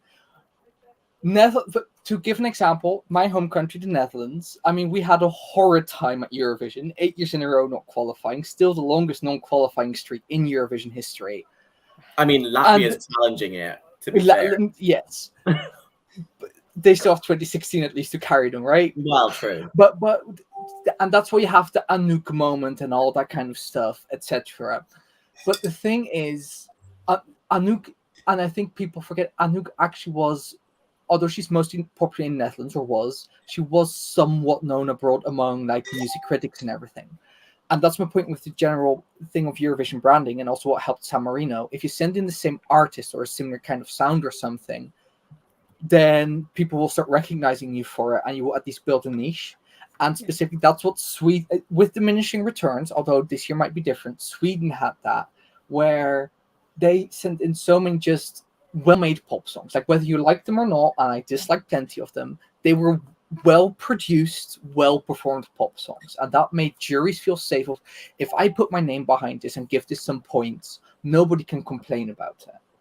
It's also why certain kinds of ballads always seem to do fairly well and others don't. It's just like there's this specific kind of brand of song that juries feel like, because your name in the end is going to be publicized, and though nobody really knows what you specifically voted for, you don't want to make a fool of yourself by putting a song that people think, on average, think is low quality as your number one. Sorry, just to quickly interject, Cornelia is just breaking down in the press conference. Oh, bless. But I think that's, for example, something that has been an issue for the UK for years now, where even when they send in better entries, unless it's marketed in a specific way, like they did with Jade Ewan, where it was what's the musical producer again who I hate? Asshole Lloyd Webber. Exactly. Hey. Many people like this. I'm sorry. I'm sorry. So he is a solid name. Sorry, yeah, Rory? Sorry, Cornelia is now like being carried like a monkey by the press conference host of Raw. It's a bit of a random thing, but she's having a good time. It's fine, but she's pulling now. But regardless of your, I'm sure it's all very overwhelming. But I can't on imagine. your but ALW's our personal and political opinions on ALW aside, like our opinions about him aside, like he is like a safe name if you're just a music critic to say like this is a well-made song, and that might have played a problem with Ireland, where even if they send in a well-made pop song, a well-produced pop song, will people want to put the name behind it if they're jury? And similarly for voters, if you're like, you want to, it's the psychological thing in general with democracy that you want to vote for a winner, or afterwards you claim to have voted for the winner. And we might see a bit of that of like, oh, we want like can't relate but on average, right? So that might have, but I think it's a word for it. There's radio friendly and there's radio friendly, and the one side of radio friendly is what the German national final was. Second half for Sweden. Second half, but the first type of radio friendly is the fucking winner, isn't she? You have the boring radio friendly, which was the German national final, which you can put on the radio, but no one will remember it. And then you have the radio friendly stuff, which actually like sticks with you, and that's more your Måneskins, for example, so which doesn't quite sound like anything you have on the radio, even though I'm a confirmed anti-Måneskin person. They're at least bringing something to the table. Never liked it. I'm a massive rock fan and never cracked my top 20 for that year. Wild. Whereas I'm a massive rock fan, but most rock at Eurovision leaves me Same. totally cold. Georgia is the only country to bring good rock to Eurovision. Because it's not grunt. But I disagree. I've hated. I can't think of a Georgian rock act that I've actually enjoyed. And here's the thing: it's because most rock at Eurovision is so sanitized to me. I like my rock grungy, sexy, squelchy, like it's got a squelch, like, so it's got to be heavy, but not lordy heavy, not melodic rock heavy, melodic, not operatic melodic fucking metal heavy. That again leaves me cold. I need it to be like gritty, grungy, and I've never seen it to my standard of gritty, grungy. I've never seen it at Eurovision until Måneskin, and then Måneskin came over, and I mean Måneskin are in many ways a band, because there were a couple actually of bands that I'd been waiting for my whole life. But when I found Måneskin last year, because I didn't know about them before. Sorry, don't watch X Factor Italia. I know, shocker. I literally was like, where have these kids been all my life? Because that sound is less so the stuff that they've been releasing lately. Not just because it's in English, but because it's just less. It's less gritty, grungy. It's less. But that's my point. My point. That's sort of my point is, but like, even though I dislike Italy last year, I can see why people like it. Sure. Whereas, look, I don't know who here listened to German national final, but most of the songs were so middle of the road, so average. You could put them on any pop radio station and they wouldn't stand out. And that's the thing. Sure, you can play them on the radio, but would anyone pay to listen? But here's the thing about it's not a radio show. And Malik Harris, I had completely written off. Oh no, but Malik Harris is a strong performer. Like, don't let that. Rockstars was my bottom placed song this year. And no, that's not true. Bulgaria was. I just like to pretend. Don't get me started on my bottom place song this year. My penultimate placed song was for a really long time this year, literally until last week, and all the rehearsal footage came through. My penultimate place song was Rockstars. That like saccharine indie voice, the like it manufactured emotion. It almost feels like it felt exactly like, oh God, I've heard this on the radio like 20 years ago and I don't care to listen to it again. The second that I saw him perform, now it's like in my top 20, top 15, I think possibly. Like I love it. I love that song now. And that's still with all these feelings about, oh God, the voice. But that's sort of my point of like, Brooke sort of just walked on that edge of like, is it too derivative of Dua Lipa and how people in general on the radio at least hear stuff like also Charlie XCX and the other kind of stuff. It just walked that edge, and I think maybe for some people it just wasn't quite there enough. Also, and look, Brooke has a good vocal. Brooke is a pretty good singer, especially with all the dancing she also has to do. So I don't know what it is, but something with the setup made her vocal sound thinner than it is. And that makes you lose jury points, and it also makes you lose televote points. And I think her vocals, despite her singing it well, didn't sound as rich and full as they are. And that cost her some points. Yeah, I just realized. No pun intended. I'm not that funny. I'm actually going to call it quits for now. I'm quite tired. But it's been good discussion. That's good. Good. Thank you. Good session to mourn a bit. Don't worry. That's why I'm still talking. Countries more than others. I can figure out what our friend in the chat has just. Svenska Pobedi, I think, is Sweden winner. I think. Right. So Sweden must win, so it is not easy for Ukraine to win. Isabel, can you scooch over a little bit? You're just being cut off right now because Helen left. Oh my goodness. And we now vertical. Right. Anyway, next non-qualifier. Next song, North Macedonia, Circles. Are we surprised it didn't qualify? For me, no. Would I like to have seen it qualify? Yes. I will say. Look, the problem is there were two sort of modernish, sort of 90s R&B songs in this final. Belgium had, I wouldn't say necessarily the better staging, but definitely had more staging. I think it had the better staging. I think that's fair to say. slightly more atmospheric. I don't know. Both of them were very pared back stagings, weren't they? Like neither was kind of an out there staging choice. North Macedonia seemed to struggle with the fact that the sun was turned on the light side and not the LED side, from what we've seen and heard. I don't think that would have made a difference, but it could have had an impact. Andrea sang it well, but it was said on our chat she wasn't quite there. There has been a lot of drama around her and the delegation.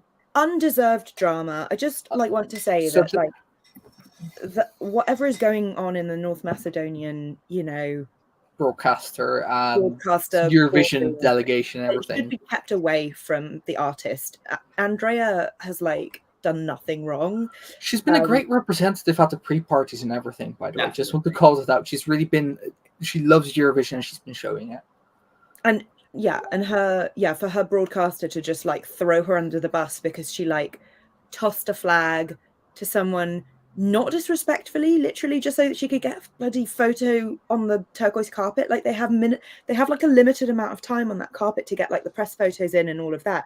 So it's so out of proportion, and I'm sure must have rattled her. It rattled me, and I'm not her. I'm not the delegation literally up to perform. But I will say that I think that Jérémy Makiese, which is the other 90s R&B, I don't know if you've already talked about him or if we're getting to it. Have you already talked about him? Yeah, we did. Yeah, at the start. Okay, well, I mean, I have things to say about him because I just love a francophone Belgian. Just full stop. I love a francophone Belgian. What can I say? Isabel, our collapse if Stromae ever chooses to participate for Belgium. It's over for everybody else. This Stromae actually, I need him to just produce it. I don't need him to perform there. I just need him to produce the song. Just write the song. Fucking write the song. Yeah, or produce it or something. Stromae is a treasure. But I would get for France, and then it's just over for everyone. Then it's just Belgium versus France. Yeah. So Jérémy for Belgium had the stronger 90s R&B song. The song itself was stronger. Circles I enjoy. It feels more nostalgically 90s, whereas Jérémy Makiese's song felt like the production was just, a couple of notches better. Those 2000 North Macedonian euros didn't help with getting the production up to scratch. Yeah. Wow. Sure. I think that she did the best job she could possibly have done with it. And actually the staging before felt a bit empty. Tonight I didn't mind because the lights did such a good job of, I'm out of frame again, aren't I? It's such a narrow frame. The lights did such a good job of creating atmosphere that I didn't mind. And again, the reason that Jérémy and Andrea both had such sort of minimal staging was because those songs are about their voice and they're about the vibe. Andrea's is a little bit more lyrically kind of complicated. That's my problem with Jeremy's song. There are some lyrical things it does that I just don't enjoy personally, but I do like the song overall more. And that's valid. But we're getting the last draw, by the way, from Constructor, which we all know is second half anyway. But she just has to do it for the sake of transparency. That's cool though that she's second half. I think that suits that song very well. His song was just better. He just had a better song. And I'm sorry to Andrea, a better voice. For me, I do know a lot of people. No, that's not true. I know one person who absolutely hates his voice and has ranked him bottom. Yes, even below Bulgaria, because they're his voice is nails raking down my spine.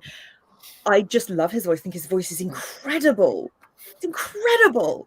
I love his voice, not for this song personally as well, but that's another just small nitpick where it's either not quite gravelly enough or a bit too gravelly. It's not quite in that sweet spot that it needs to be. Interesting. He did a little rendition of a Stevie Wonder song on the turquoise carpet. No, not on the I quite like. No, it was in one of those 66 question videos, wasn't it? Oh yeah. And it's he just busted it out for a few seconds, and it was oh my god.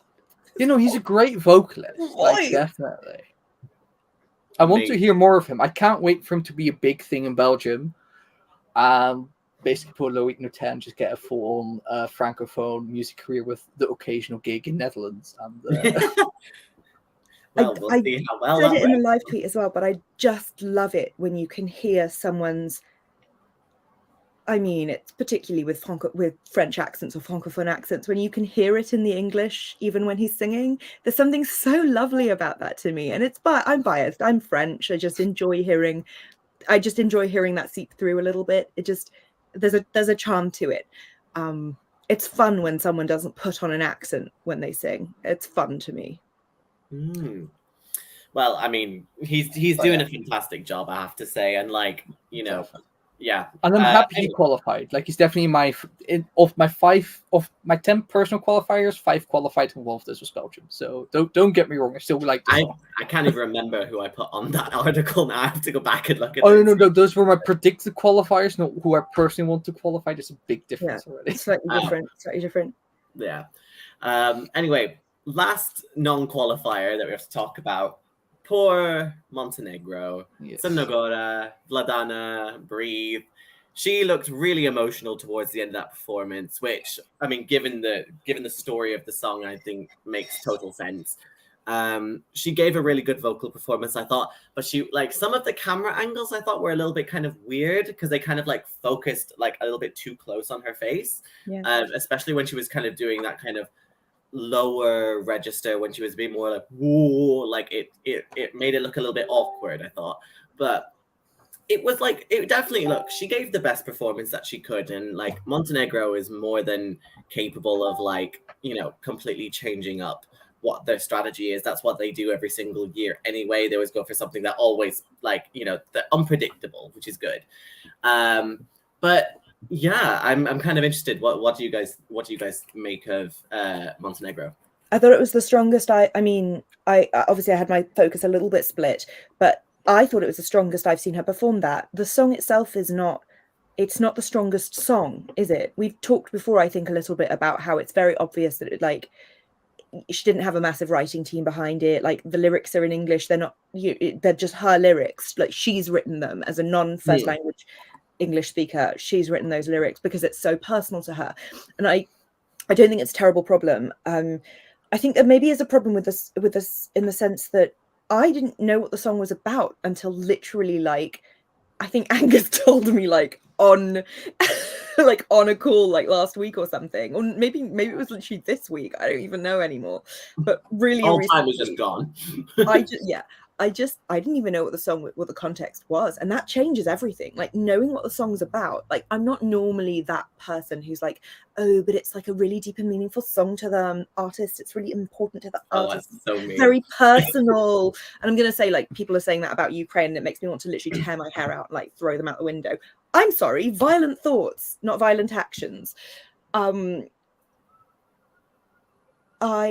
just shocked at myself for a second there. Like, calm down, Isabel. It's just some music. But it does bother me. It's a little bit like when you see a film and you're like, that was shit. And people are like, oh, but it was based on a real story. It's like, based on a true story. It's like, I don't care. Was it good? Was it good art? Then I don't, either yes or no. Like, I don't give a shit. But actually, sometimes it does matter. Like, knowing that I don't like Australia's song either, but knowing, like, the backstory behind why Sheldon wrote it and what it's about, I'm like, okay, I support that. I wish there was a little bit more, that the lyrics were less generic, because that would help. That maybe some of the songwriting was better, because again, that would help. Like, I think the thing is that just because a story or an experience is personal to you, that doesn't mean you have to write the whole thing alone. That doesn't mean that you have to, like, not allow other people into the room with the lyrics, because actually getting people who are really good at their craft in to have a look at your stuff and, like, see how they can tweak it, that can really be the thing that helps get that message across to an audience, because the audience aren't in your head. They're not you. Your job is to communicate that to them. And you just having lived this experience and having made an art about it, doesn't necessarily communicate it effectively. It's not a guarantee. And I think that for me, that's a problem with Sheldon's song. Obviously, that's just me, because a lot of people are, like, really resonating with it. So great. With Vladana, I guess a lot of people aren't resonating with it. And for me, I think the problem is literally just compositionally and musically, it doesn't feel very exciting. And by exciting, I don't mean that it has to be a funky tune. I just mean, like, it feels a bit musically dated. and a bit musically uninteresting. I think that would have really done her some damage. And I think the other thing is that, like, okay, listen, I know some people did understand what it was about just from the song without having to do any research. I didn't. I had no idea. I was like, these are nonsense lyrics. And that's a problem because we get so many nonsense lyrics at Eurovision that there's, you know, I was like, oh, this is just another bunch of nonsense lyrics. Yeah. I mean, not to point any fingers, but certain rival fan sites giving the wildest theories about what Norway's song is about in comparison, right? And giving it the deepest of meanings and all the different meanings. I'm just going to say, you don't have to scratch the surface very deep to get at what Norway's song is about. It's a silly, deliberately innuendo-filled song. It's not that deep. But people want it to be deeper. And that's and yes, fine. There's tons of innuendo and it's deliberate. That's it. Yeah. It's fine. But it's people fine. want it to be deeper, and that's okay. But it's not. It's like not about like furry liberation. I like Vladana as got some innuendos that are like, you know, are like very, very friendly innuendos. Sorry, you talking about Australia put Finland on my mind because if we're talking about people who have had different diagnoses, making them stand out, having life struggles about it, and singing about it while wearing white and little feathers, comparisons between Sheldon Riley and Tix quickly appear. And one of them is Spearing, that was this year. But I just, you know, by the 50 country miles. But the better, quite frankly, because he's back to Vladana, and I wish to spend none of my energy on him. But I really like Vladana as a like she seems like a very pleasant presence. Love her as a person. I have to say her outfit, her outfit on the stage. I get why she chose it. Like I haven't heard about it. I can understand why she chose an outfit like this. It didn't quite work for the song with me. It didn't quite fit as well as we've come to expect from her. I mean, during the voting and the recap segments, you saw her wear that amazing headdress that she had during a music video. Oh, that. Which I mean, she should have just worn that entire outfit or something, or some of the other outfits, because she has this great. I mean, she has done a lot with fashion. She has shown a great range of eclectic and eccentric outfits throughout. Was literally her job at one point. Like the girl has been like she can and be for that, this outfit that she had during her live performance really disappointed in that it didn't quite fit. It didn't quite look good. I love that weird cell like halo. I think there's something about it that really does give me like alveoli, like lungs breathing. Like there's something about that weird white thing. I loved that. I wish that she wasn't wearing just a nice frock, because a nice frock isn't what the song deserves. No. Or needs. But I think it was always going to be very tough to qualify. After we saw Switzerland qualify on Tuesday, I did think there's a potential road for this, but I think the Switzerland's, aka the great voices that made it through, regardless of what people might otherwise think of the song, were Azerbaijan and maybe Australia. And I think I would mostly point towards Azerbaijan for that, because I would say he had the best vocals of the night, and also during the jury show. He really kicked up his vocals as well. He really gave us vocals. He didn't. Yeah, he was like, "This is my chance. I'm gonna give them everything." And I don't think. I mean, personal opinion, very quick. I don't think Switzerland's vocals were that great. But if we're looking at this is the jury qualifier. Right? Understand the jury qualifier. Despite Switzerland gave Germany in 2019. It gave 2018. It gave Sweden. You mean? It gave Sweden. 2019 was Sisters, who came last. No, I don't mean 2019. Then what do I mean? 2018. Michael Schulte. You Let Me Walk Alone. You knew exactly who I meant, though, didn't you? That it's like a sentimental song, and it's a nice looking, a friendly looking lad singing a sentimental song. And Måns Zelmerlöw for Sweden 2015 was kind of a version of that, albeit a sexier version. Let's not let's not go down that rabbit hole here. Like the man is an absolute fox. But the song itself and the performance of it was, I mean, it's a stronger song as well. I feel terrible comparing heroes to. I don't even remember the name of Germany 2018. It was so boring to me. You let me walk alone. Fucking. No, not me personally. It's one of my friends has a very super personal connection to that song, so I'm much kinder to it as well. Because I'm half German, so it's very. You'll get someone who has a super personal connection to it, like for some reason it just speaks to them, and that's what gets them qualifying. That and the fact that a lot of people think they're safe. They're like, oh, that's a good. They like recognize, oh, that's what a good song sounds like. I wouldn't which mind think hearing then- this again. And if you can't choose but do want to vote, and for juries who gave a top 10 ranking, who do you want to hear again? Who do you think is good? And I can safely put my name behind my great Eurovision branding theory. Safely, yeah. So, with all of that, I want to have very quick predictions from you guys while we're here. I want show Eurozaddy. No. show opener, show closer, and in like two sentences, why? Feffy, you're drunk, go home. I'm pretty sure Feffy doesn't even drink, but Feffy, you're drunk, go home. Oh no. Sorry, Rory, go on. What predictions do you want for us? So I was saying, make some predictions here. Show opener, show closer, and in 2 sentences, why? Now, obviously, this will take a little. Maybe you need to get the list up, but there's a list. Yeah. Is there a list? Where's the But list? it's a Wikipedia article that you could use. To be fair. Oh yeah, I'm just using our articles because I want to give us the engagement. Get this page views up. Angus, social media manager. Angus is basically our social media manager. You lot. Angus is like, if you see us on IG, it's probably Angus who's done the thing. Yeah. Be sure to engage with our tweets and everything. Angus, how do I find? Wait, No, I'll just throw it in the chat so that people can read along. They're both now put in the. Baby. I should be able to do this myself.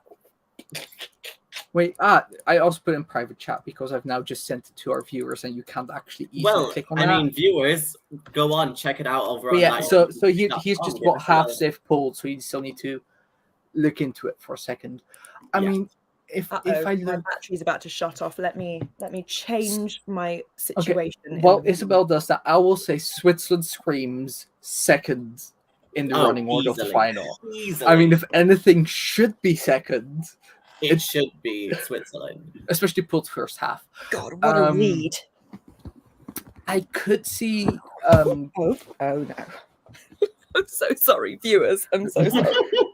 So Isabel already mentioned that a lot of people have been talking both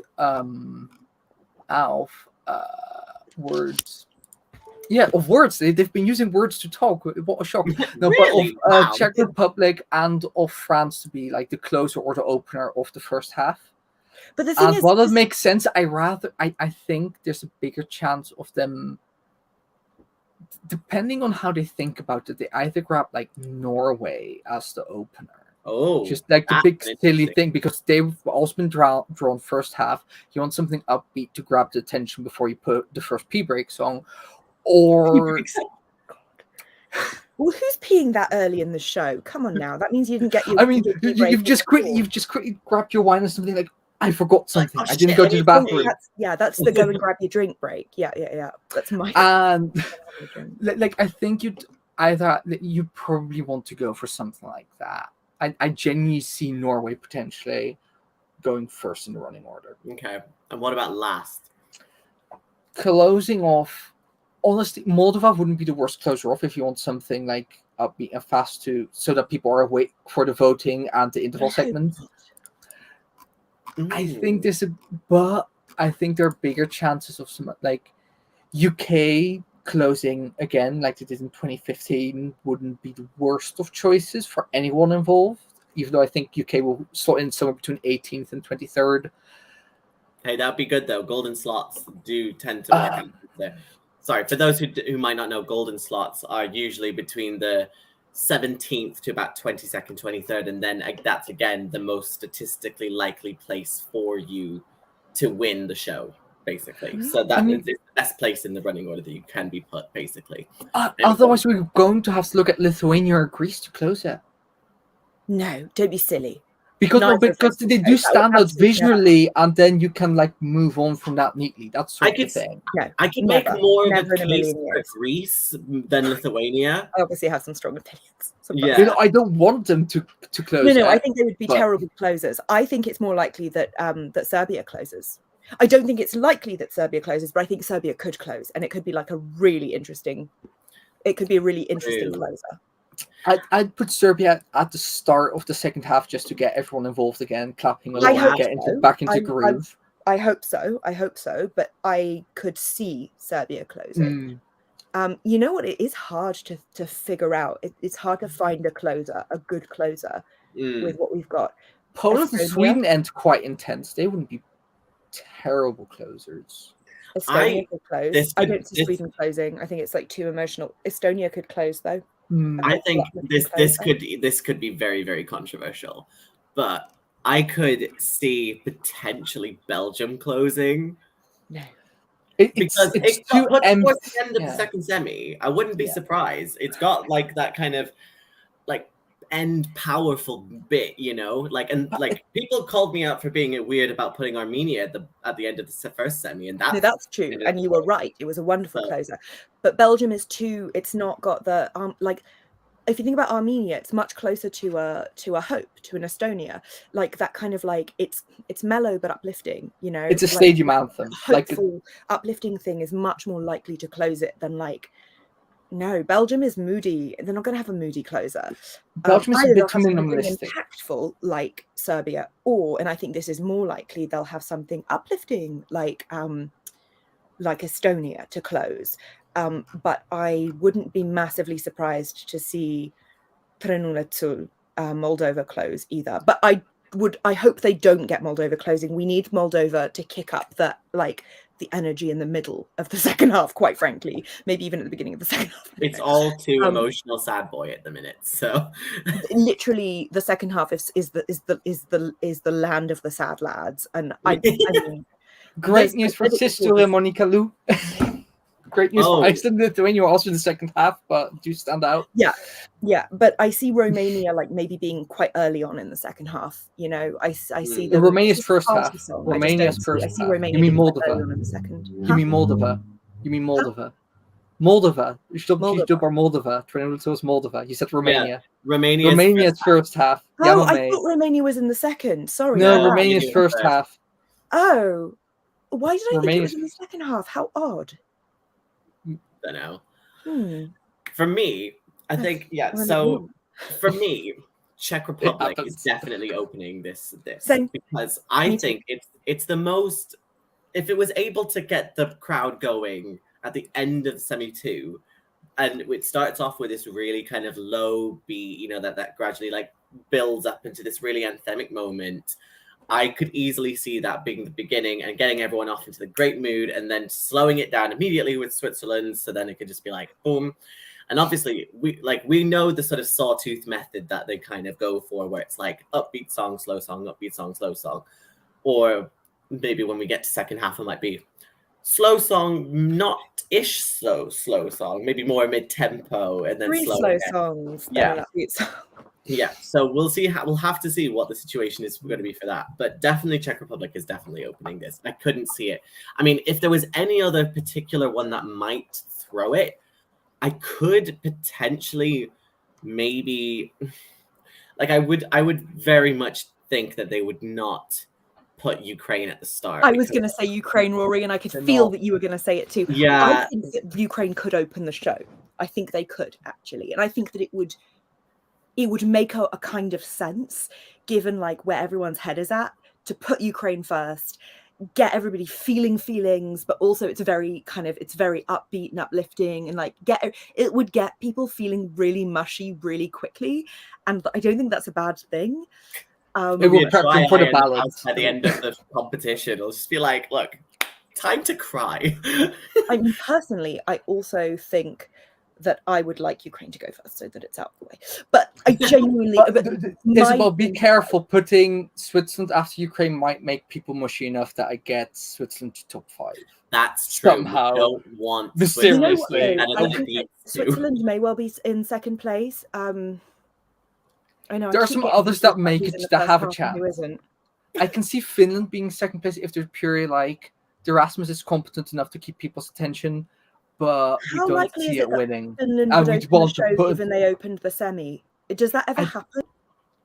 What, where they open the final as well as in the semi-final? Yeah. I don't think that's happened before, but we've also had with Albania, no countries didn't get second place in the running order ever since the official death slot, except that Albania suddenly did that between 2019 and 2021. Yeah. So, although it's interesting though, because I mean the closest that we've had to something like that was Bosnia and Herzegovina in 2011 started, like they opened the second semi, and then in the final they drew second.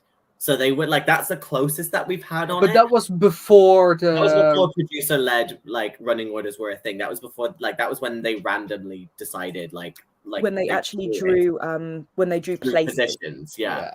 So obviously that's odd they don't do that anymore. Yeah, there were some rough years. Yeah. 2012 really weird running orders. That was a struggle.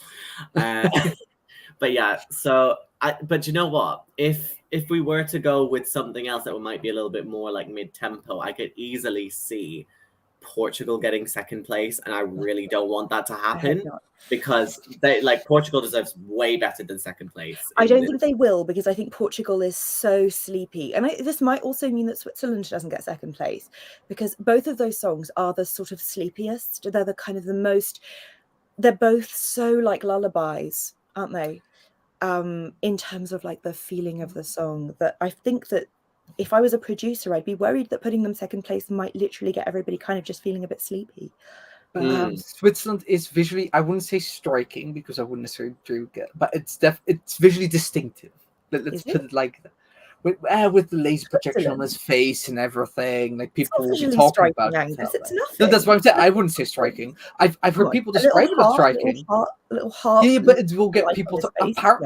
Look, how else are we going to explain that he qualified? It must be the Sasha Jean-Baptiste staging. The Sasha Jean-Baptiste staging consists of two things: stretching out your arms on the word aeroplanes and projecting a broken heart on your face. Nothing to do with the staging. It's a very sweet sound, that song. Like it's a very sweet song. It's Disney, it's sweet, nostalgic sound. A lot of people love the sound of, it's redolent of a particular era that I think a lot of people can't relate, feel nostalgic about. It does give Bulgaria. I didn't want to verbalize, but it does give Bulgaria 2020 vibes.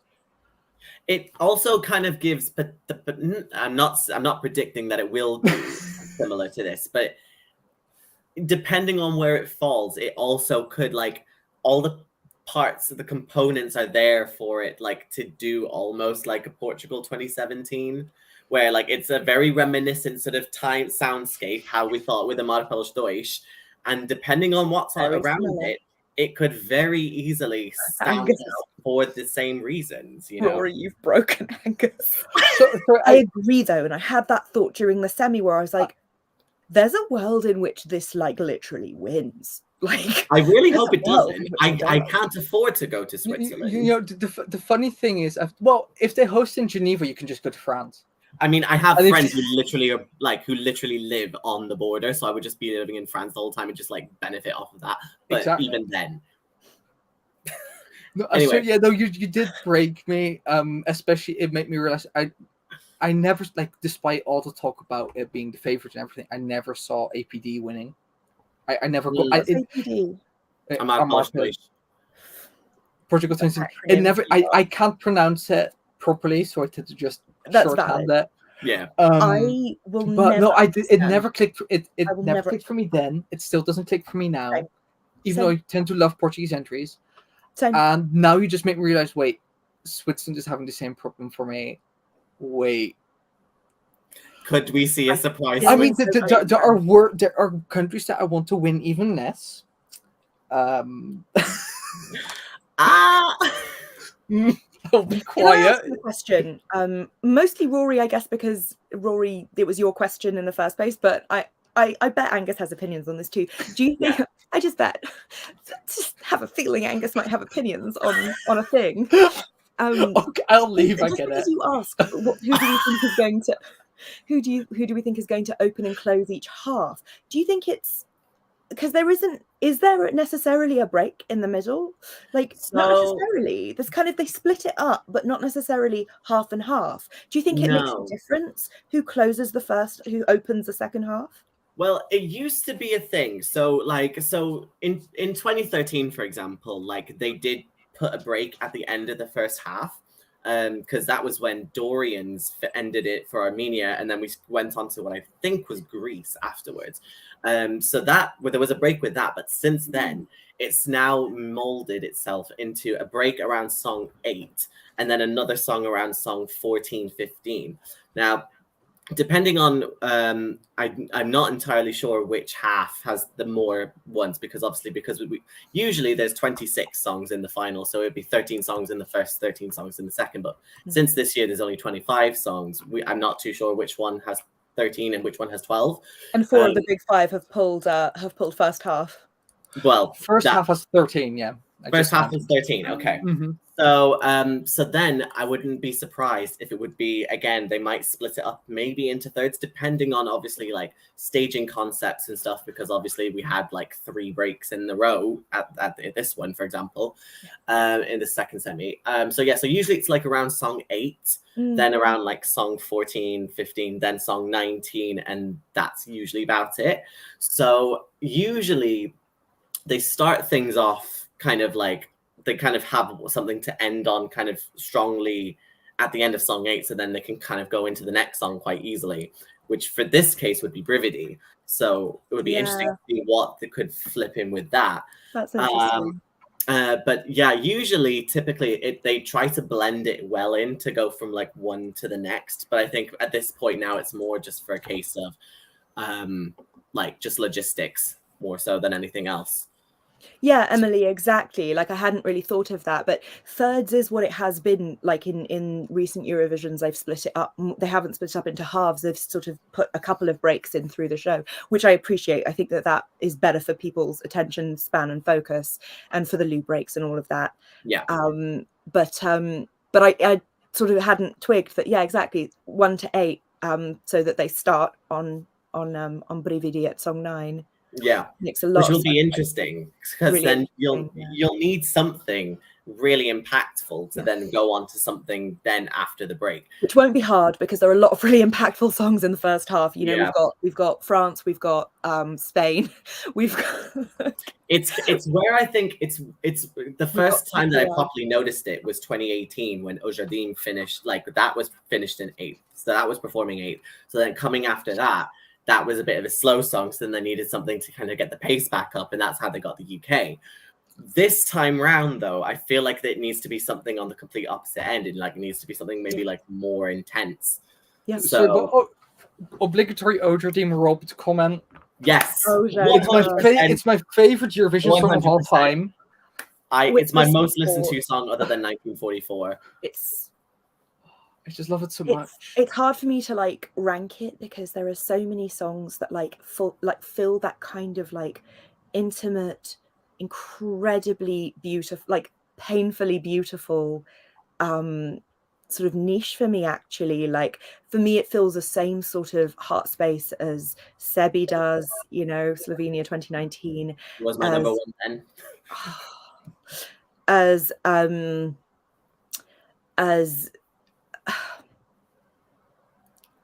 an Apam Hungary 2019. 2019. Mm-hmm. That's one of my all-time faves. Okay, like absolutely.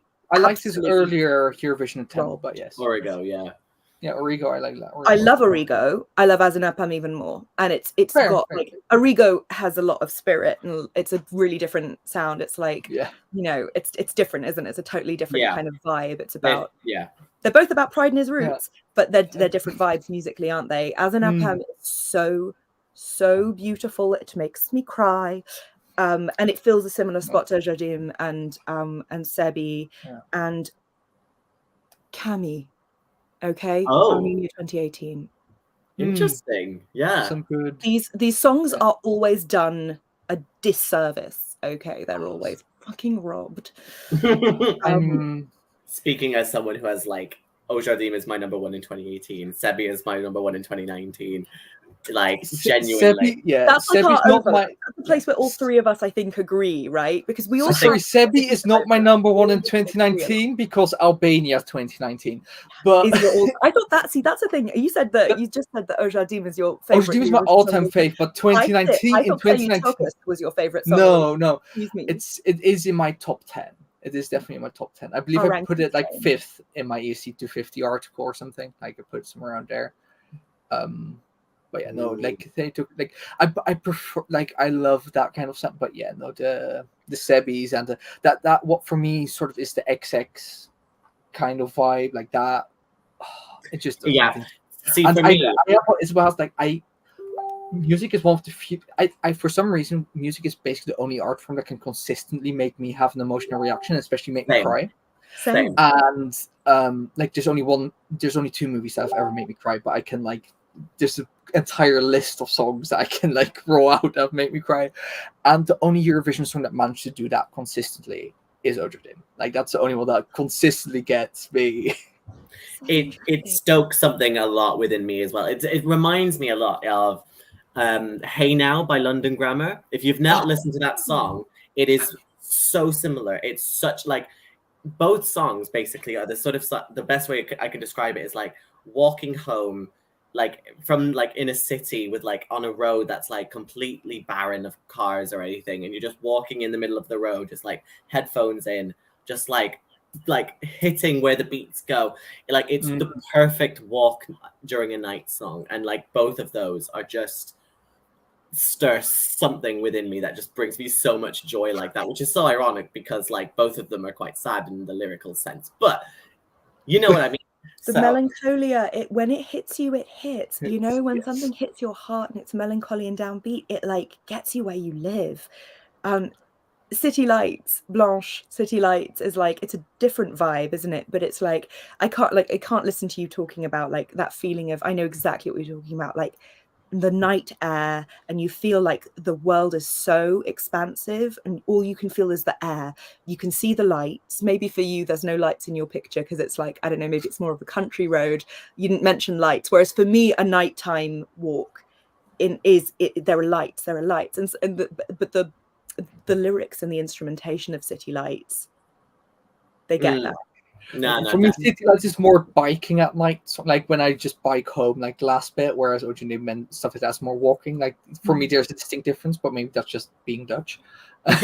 Yeah, again, like yeah. Of course, there are biking at night songs. Yes, there's sort of this difference for me. I don't know. It's strange, but it's for the people in the chat who don't know. The Netherlands is like biking culture. Like you cycle everywhere. Like you can't live in the Netherlands and not own a bike. There are bike lanes. Like every road has a bike lane and a canal. It means that streets are so wide because you have house, road, bike lane on either side. Maybe not on either side, but at least one bike lane, canal, road, bike lane, house. But you know, but there is this subtle difference, but like that, but that's a different vibe. Or sort of City Lights is just a bit faster, like, a bit more. It's a bit more, maybe more drive, maybe more in the car at night. You're not driving, but maybe being driven in the car. It's sort of like for the London Grammar comparison, for the London Grammar fans among us, like me and Rory, it's sort of the difference between Hey Now and Wasting My Young Years / Nightcall. Oh, I love Wasting My Young Years. It's sort of like that. It's that difference, if you know what I mean. Oh, yeah. London Grammar. Or biking. There was that rumor circulating, quite heavy. I mean, that was me. That was me mostly, to be honest. I mean, to be fair, London Grammar was representing the UK this year. Brooke believed it as well, didn't writing or somehow involved with the UK this year, and obviously they weren't in the end, were they at all? No. The rumor was stoked because they just basically. The rumor was stoked they only just joined with TAP at that point. So that reminds me. Okay, we could get like non-UK presence writing for Angus and Julia Stone are also signed to Tap Music. Oh. So if you want to get some people involved for like this lovely folky number for the UK. Julia Stone is the one that wrote Satellite, wasn't it? Or am I thinking that wrong? Oh. No. Lena Satellite. Yeah. Or was that Julie Gordon? I'll look it up. I don't think. I remember there was a Stone in there somewhere. Julie Frost and John Gordon. Okay, yeah, no, that's clearly not what I was thinking. Never mind. Oh, but Julie Frost has written some excellent songs. I mean, Marina and Diamond's Prima Donna. Oh, really? Ooh. Yeah, apparently. Interesting. And also did some stuff for Tegan and Sarah, and like, I mean, she also wrote some stinkers. But we'll be moving on from those. Oh God, right, okay. Right, so we should probably wrap this up because we've been going for 2 hours now. So we're gonna sprint tomorrow if we feel need. We've got mine not yet all processed. Look, I don't think we'll ever really. We always need time just to kind of like sleep on what's been happening before we can actually like come up with opinions. But By the no, way, Emily, Fifi, thank you for hanging around, for your excellent comments and everything. I haven't been able to. Oh, yeah, call thank them you, out, friends, for coming and been saying. yeah, absolutely it's been great to read You're your the comments coolest. along as you've been talking with us. Also, Fefi, you've got massive taste with Ojodim and So Bad So Bad. So very Same. true. But yeah, so I guess the one last question I guess is like, are you excited for Saturday? Yeah. I'm glad you asked that, because I feel like all I'm seeing on social media is people being like, this is going to be the worst. No, it's not. We're just so spoiled. Jeez Louise. We've got so many fun songs still in there. Hello. Romania qualified. It's such a fun song. It's such a bisexual moment. It's brilliant. Norway qualified. Hello. Fun songs. Like, there's so much fun to be had. And hello, Fulan Slow-Mo. There are bangers in the final. God damn you people. I'm so excited. Yes, I'm utterly ruined that Marino didn't qualify. Utterly devastated. But like, other than that, yeah, there are other things that I wish hadn't and others that I wish had. But like, for the most part, it's going to be such a good show. I'm so excited. I know it feels unfair to say it, but for me, I think my final takeaway of how good I find this Eurovision will depend on the winner and how some of my faves, like, there are some countries that are in my top 5 that I will be at peace with if they don't do too well. I won't mention them because I understand that people might have different opinions on them and don't want to accidentally step on their toes. But for example, Portugal especially, I just need to do very well. If it doesn't do well, it will hurt my overall experience, as unfair as it is for the entire event. I need Netherlands to do well because I can't stand the Dutch media circus if it doesn't. And also, it deserves to do well. It's a brilliant song, and she is a brilliant there's some other songs that will cause a media circus if they don't do well, but that I will also get to hear about. But I don't care less because I don't like the song as much. Yeah. But yeah, no, it's those are just some countries that I need to do well for me to properly enjoy the evening. I don't want to start any foreshadowing or anything, but the wind has just blown into my room here, and it's knocked my Portugal flag to the floor. Once you pick it up because they're going to win, and you're going to carry the flag to Lisbon or Porto or whatever. Hey, will go with that rather having than been to the Altice Arena, no. It is an amazing place. So, I am carefully excited. There are some more songs that I don't like are in the final than that I like on average. Like if I have to, but even the songs that I don't like, most of them I can still enjoy in some. There are some that I really don't, but that's every year. I just have to live with that. I will say that this year, I think the only rival is last year in terms of songs in the grand final that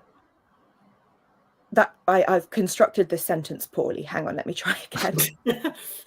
I'm good to the system. Let's really, start again. I'm really pleased and excited for myself that by the time we get to the grand final, I'm in a place where actually there's only one song in that grand final that I actively dislike. Like, the only other time that's ever happened is 2021, 2021. What's that?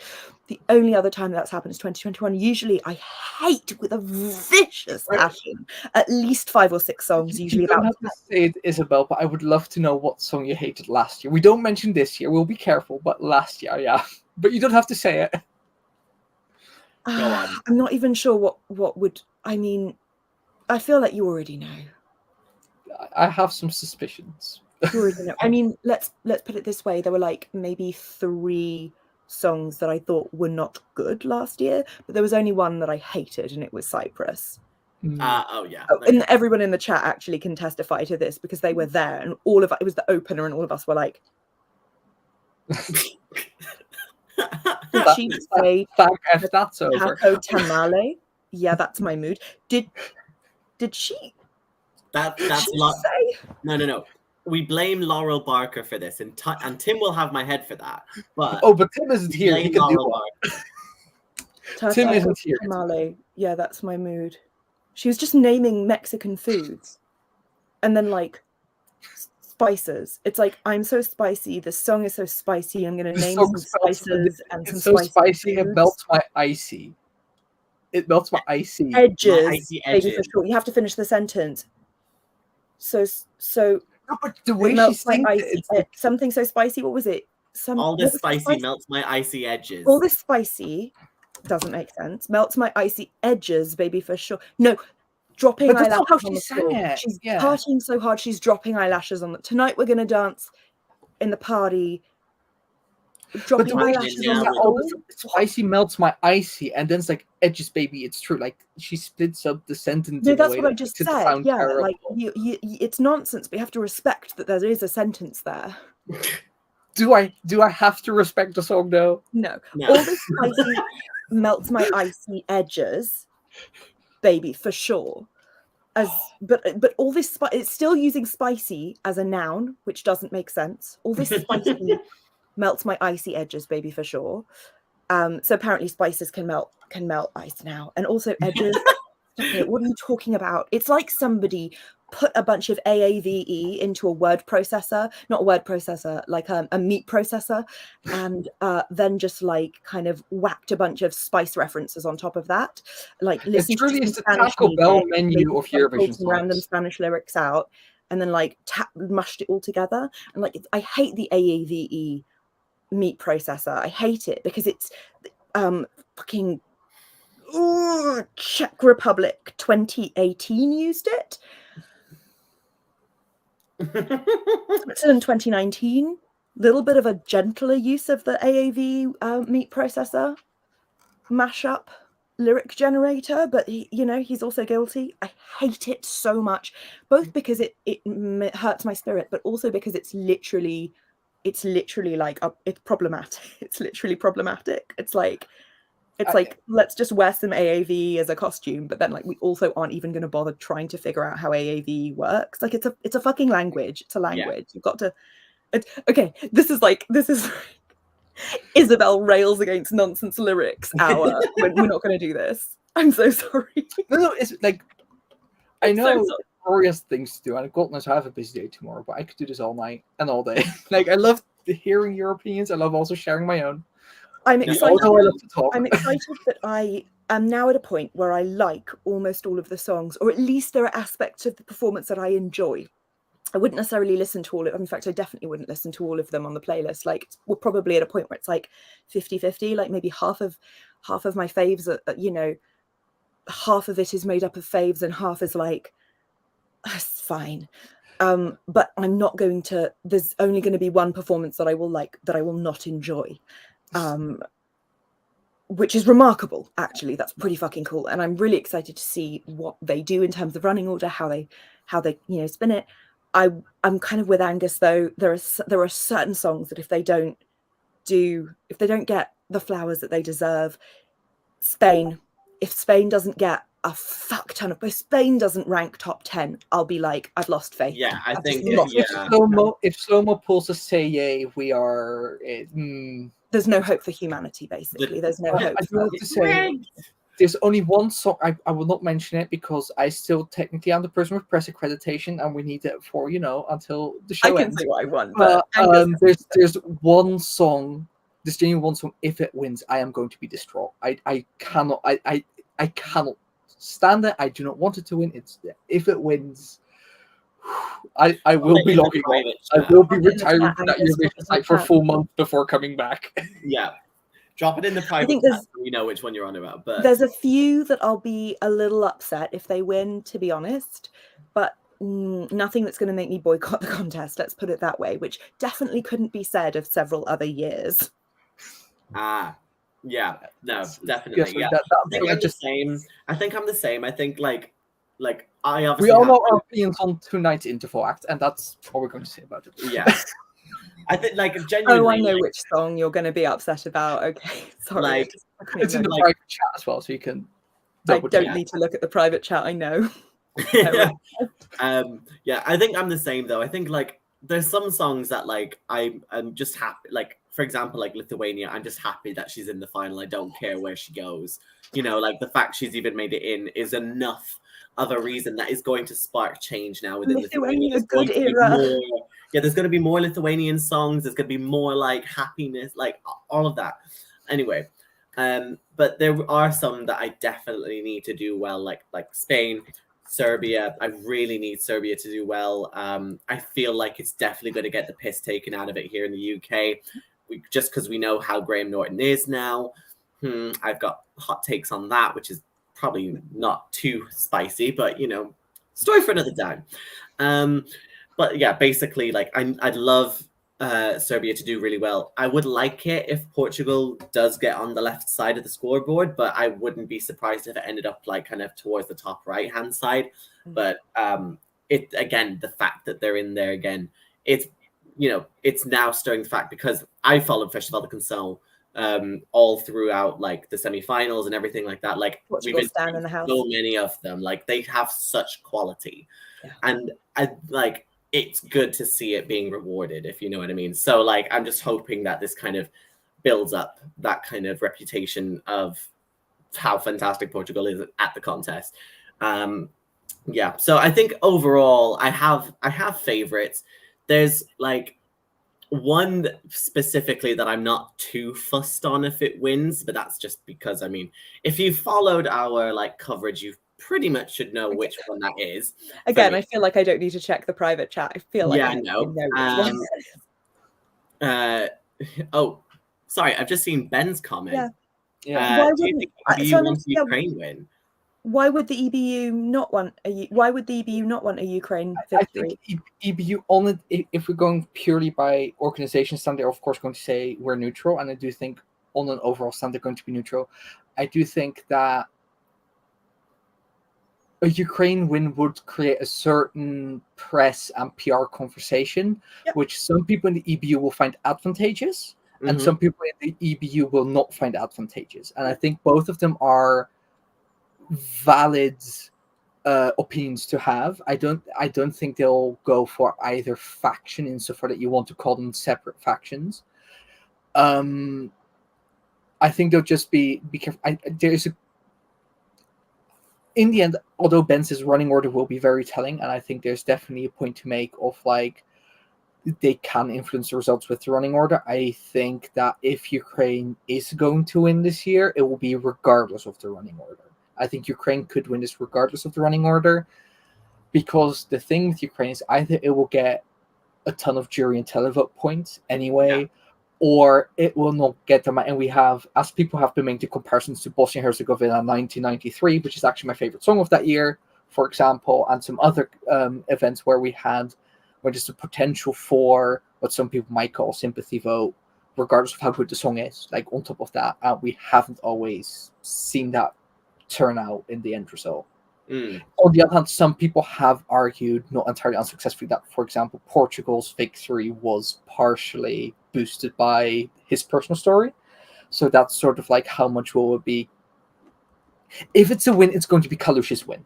I will say that. Yeah, I think so. Will it be Kalush's win because of the song Stefania, or how much will it be boosted by the story of Kalush Orchestra? Which is, of course, the story is absolutely integral. There is no way of disentangling it. But in the same way that Jamala's story was unentangleable from the politics at the time, and I know that the situation was less hot then, but it was still a hot situation. Like people it feels very much this year. It feels like a lot of people think that, like, that trouble in that region only just started, that like Russia's only just started doing like something a little bit fucking iffy. Like, I'm sorry, no, like this has been going on for a long time. So the political has.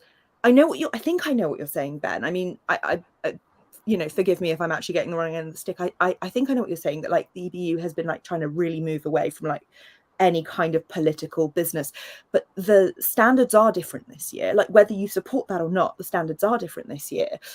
Just the fact that we've had 2 semi-finals, and I mean particularly in this one because Ukraine was in the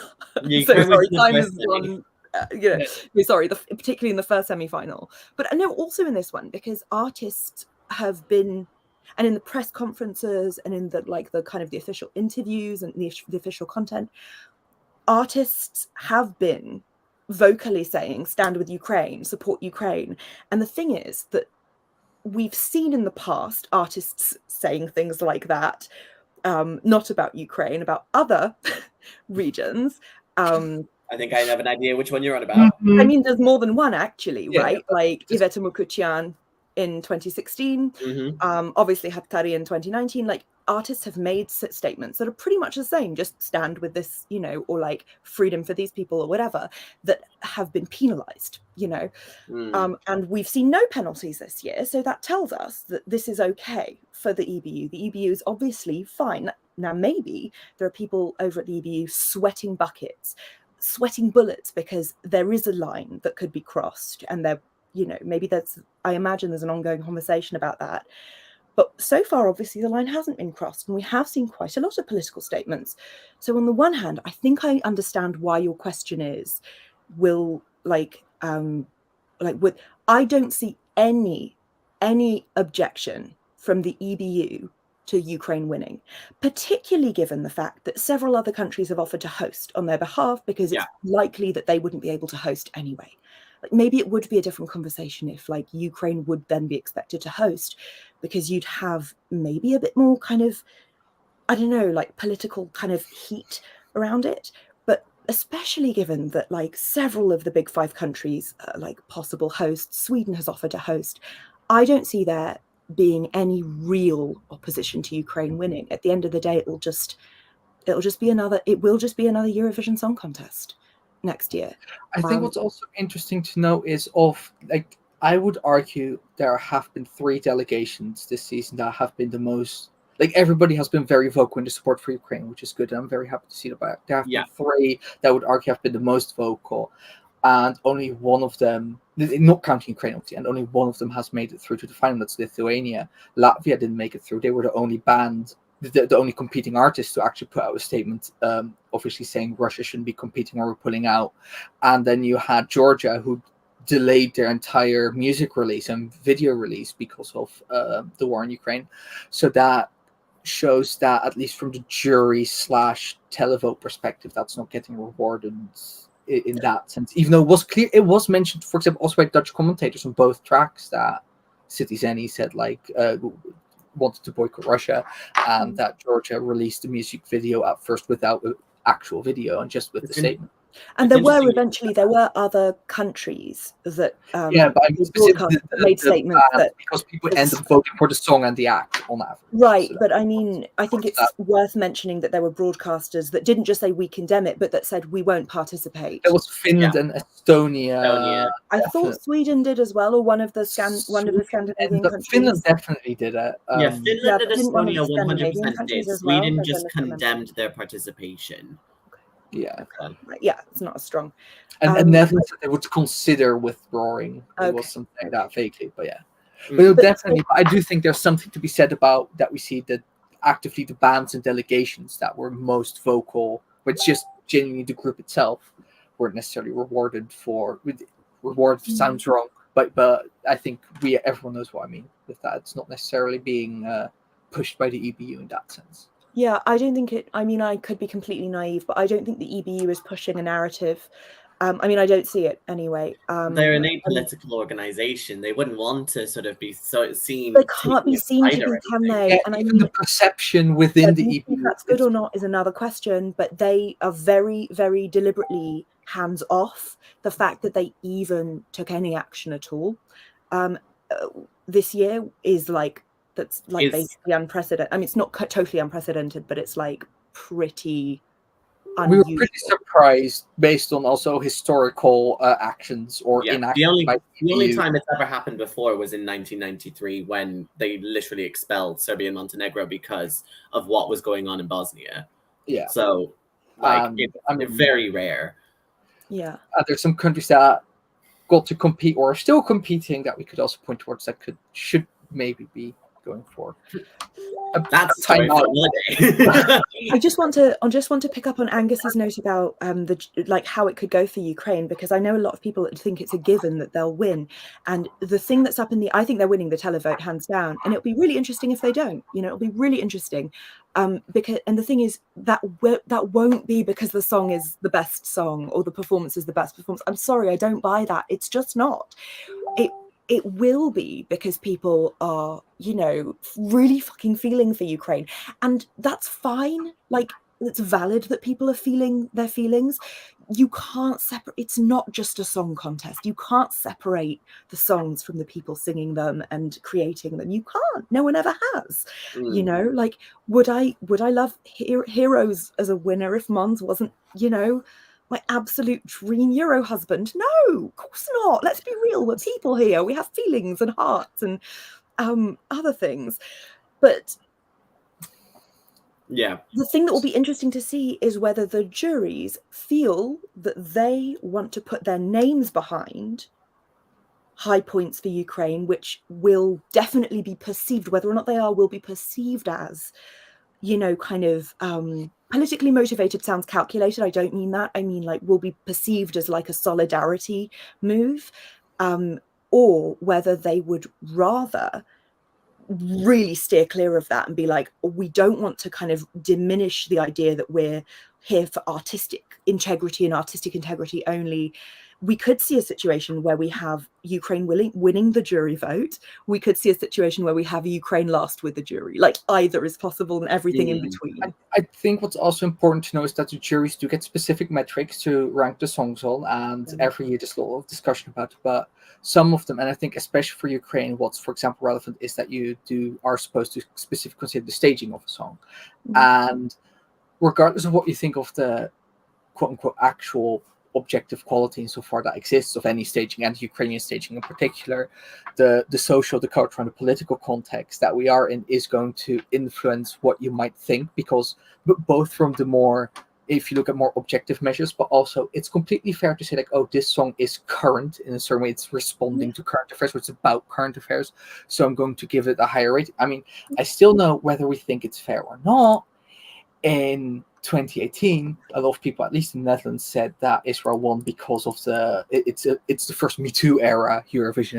It's true Me Too song. Yeah, that makes me so angry, because that song has nothing to do with Me Too. No, even if Netta intended it, and I don't know if she did, but even if she intended it to, it has nothing to do. It was read as by many people, and I think also I know. It's it was a feminist moment in social culture and political. Because it's as though the way that you are feminist is to like appropriate someone else's culture, like a costume, like abuse and bastardize someone else's language, and then call a presumably male romantic interest stupid. Like, I'm sorry, that's not feminist. Yeah, I'm not saying, like, I'm not trying to defend the song. I'm just saying that. I know, I'm just being really angry. Context, that kind of context a song that people weren't looking for as a potential winner immediately, at least within the Euro fandom, was then also later being seen as, okay, this could genuinely do very well with the juries and then also with televotes for a variety of reasons, and not just the social cultural context, because it was an upbeat, danceable song in a year that had a fair amount of ballads, etc., etc. I'm going to answer Ben's question. Yeah, I was just about to answer Ben's as well. The only worry is, if Ukraine wins, does that mean that any country that gets in a war in future will win? No. Many countries that have been in wars in the past have not only not won, but they've had their situations completely ignored. So that's my very, like, kind of salty take. And of the time, they also had to withdraw. Armenia last year. As a person of both Western European and also West Asian descent, I'm just going to say nope, because apparently not all countries and not all wars are equal. That said, and that's not to take away from, like, you know, like, yes, please, like, feel all the empathy that you have for Ukraine, and particularly for the people in Ukraine, right? Like, I'm a fucking pacifist, okay? But, like, we can still feel feelings for the people that are in those situations who didn't ask to be in those situations. No, a country doesn't just need to get into a war to win. Well, but I mean, a different song from Ukraine might not have got the response that Stefania does resonate with people. It resonated with people at the national finals too. Before the war broke out, already did very well. Don't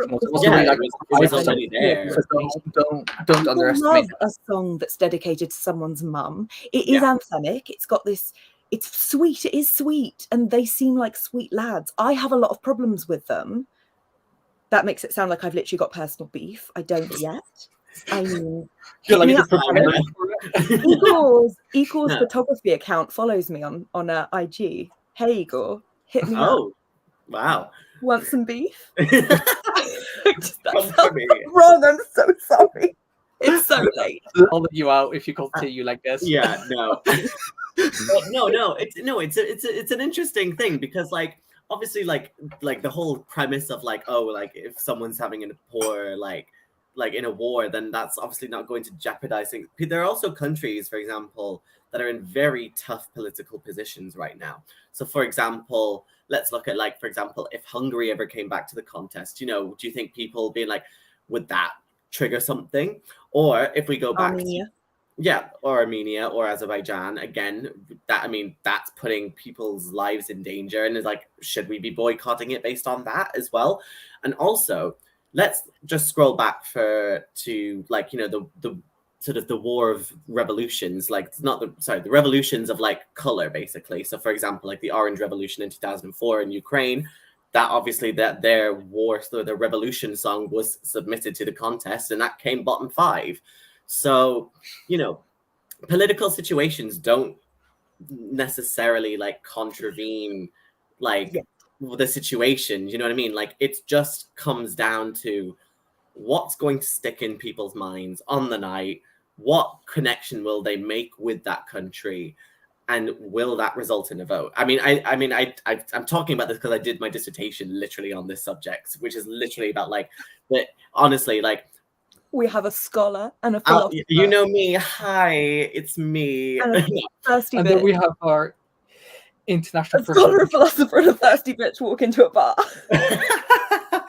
No, but like genuinely, no. Like people think that political situations like will influence the vote, and in some potential cases, like, you know, it's gone against them. For example, let's look at 2015, right?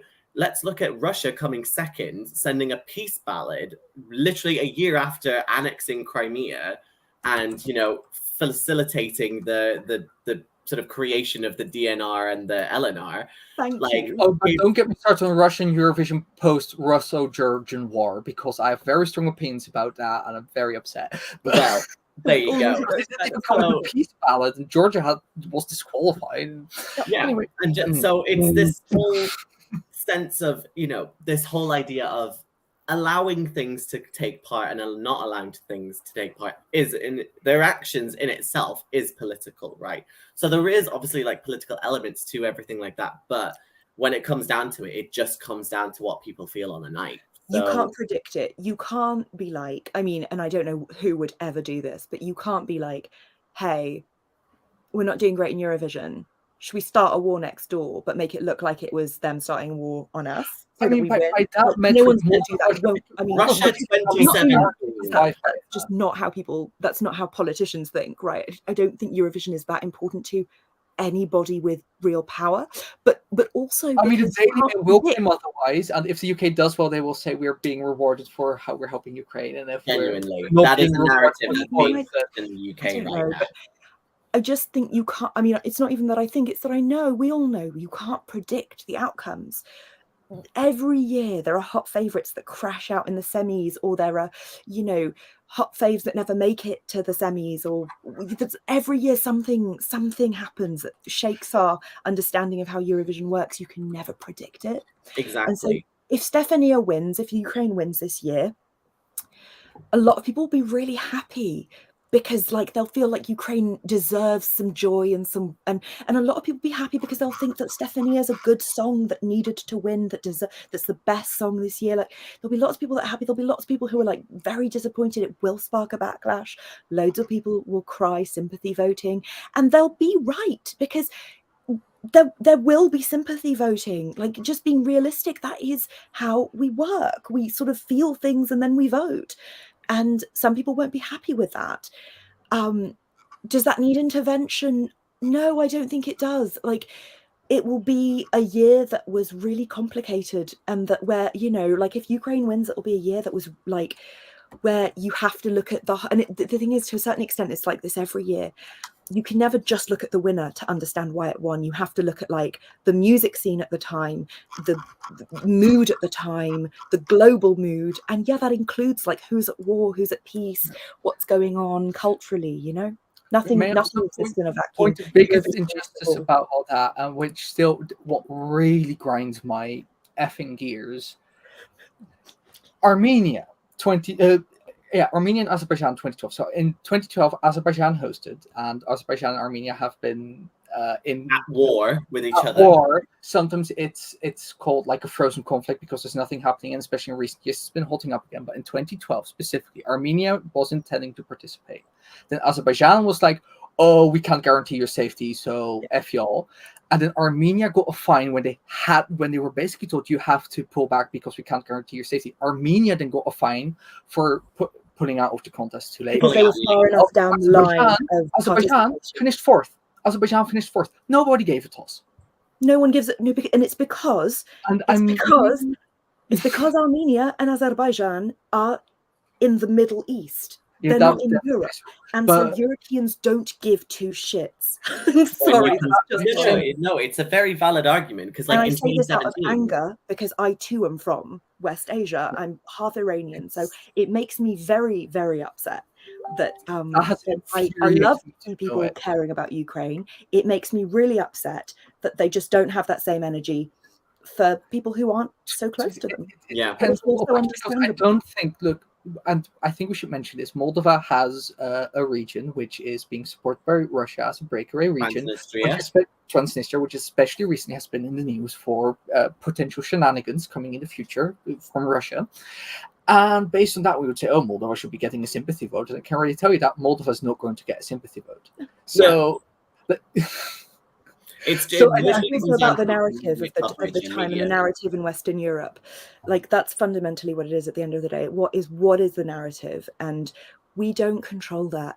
And the EBU doesn't either. Like, they do have power. They have power to step in and change the narrative, but they very much choose not to. And we know that. Case in point is 2017, for example, with the whole Yulia Samoylova thing. Now, obviously, that's a whole can of worms, but within itself, when you put that in context of all the other stuff that's been gone on in terms of like Eurovision and everything, it's again pulling in that political perspective. For those of you who don't know, in 2017, Russia was intending to also participate in the Eurovision that was going to be held in Kyiv after Jamala won in 2016. They intended to send Yulia Samoylova, who is a singer who suffers from spinal muscular atrophy and so performs in a wheelchair, and also is like sort of practically just disabled, and therefore a lot of people were crying that, oh, you can't disqualify a disabled person because that's ableist, and you're making us out like you're going to be made to look like the bad guys, and it was a terrible thing. But the reason why she wasn't allowed to participate was because she had entered Crimea through the Russian entrance, which is in Ukraine, against the law, which is part of the reason why Alina Pash didn't get to represent Ukraine this year.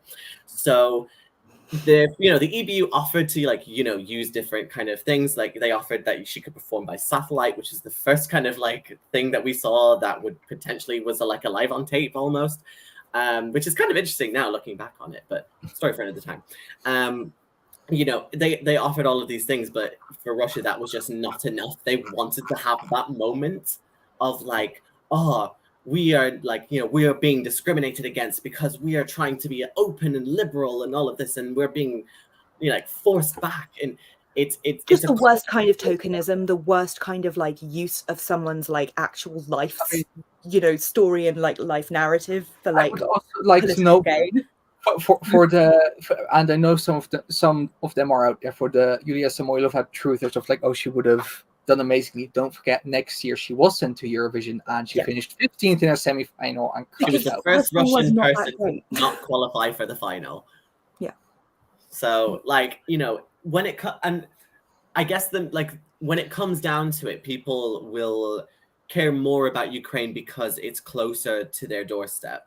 And, we've seen this, especially, like in the whole sense of, them trying to join NATO now and then trying to join the EU. I'm trying not to turn this into a whole political discussion because this is obviously like it's too late, and I've also like just not worth it.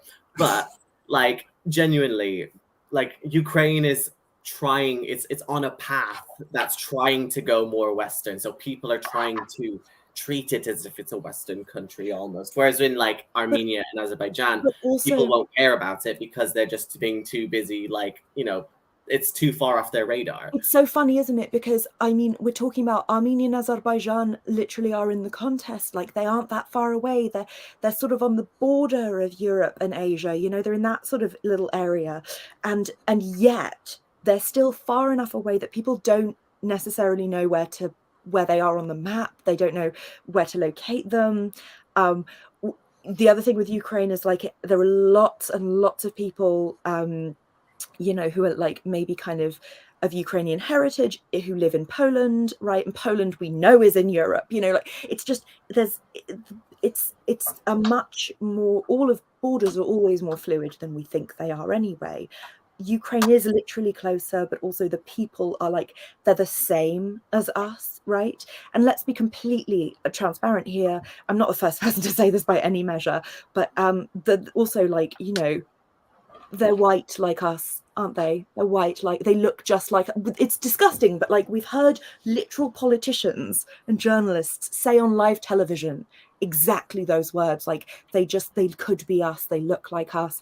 And unfortunately, the brown people just a little further away, they don't look like us enough. They don't look enough like us. I mean, this is literally why the EBU was able to hold a Eurovision Song Contest in an apartheid state in 2019, because who cares about, frankly, Muslim people in West Asia?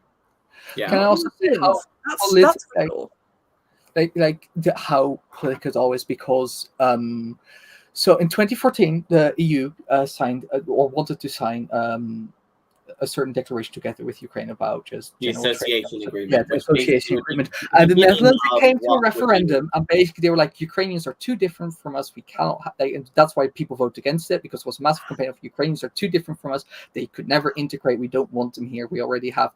I mean, Netherlands has literally had like multiple political parties across the political spectrum have put up like. Don't get me started on literally where you can be like, oh, there are more than 2 Polish people working at this place. It should be shut down, and you can basically set that into political parties and they'll try to do something against that. It's very messed up here. A problem, right? So it's very interesting to see how quickly that can evolve when parties find that, and how quickly society also reacts to that. And it's very upsetting to see overall that we then still end up with those negative views against so many different people who deserve so much better. Yeah. Terrible. Anyway, right. And on that note, we've been on for 2 3/4 hours. We should probably wrap this up now. Thanks for being here, everyone who stayed with us. It's just appreciate you so much. It's nice. Thank you so much for just listening to our ramblings. Hopefully, like we've given you guys some very interesting food for thought or something. But thank you too for the conversation. Yes, thank you for taking me. Angus and Isabel. Thank you, Rory, for like keeping us vaguely on topic. Well, try my best, like I like to let things go every now and again. But no, so we probably won't be doing another one of these streams until maybe after the contest, but like afterwards, we can have a bit more of a sort of debrief about what we think about the place. If not, in the meantime, we will be continuing to post sort of articles about what our predictions will be for tomorrow, or not for tomorrow, for Saturday. I mean, tomorrow for all of us. Tomorrow now. We are past midnight now tomorrow. But genuinely, like, it's been fantastic to hang out with you, lovely people. Don't forget to follow us on our private socials over at That Euro site on all social media channels, basically, that you can find. That Euro podcast for our podcast. If you want to hear more of our lovely voices or not so lovely voices and our thoughts, you can also find that. And you can use some other voices if you get too bored of our own. Exactly. There's so many. The much discussed Tim will be on the podcast regularly. So. Oh, definitely. You know it. But yeah, no, definitely. Keep an eye out on all of our socials, on all of our websites and all that kind of buzz. Because I think, well, we are due to get the running order imminently, but like, I mean, I'm refreshing it every now and again and I'm not seeing anything. So it could be in the middle of the night for us, but you know, we'll see. But yeah, so shall we all say good night? Yes. Right. See you later. Bye bye. Good afternoon to my friends in the Americas and good night to everybody on this side of the Atlantic. Fantastic. Mwah. See you guys later. Ciao, ciao. There we go.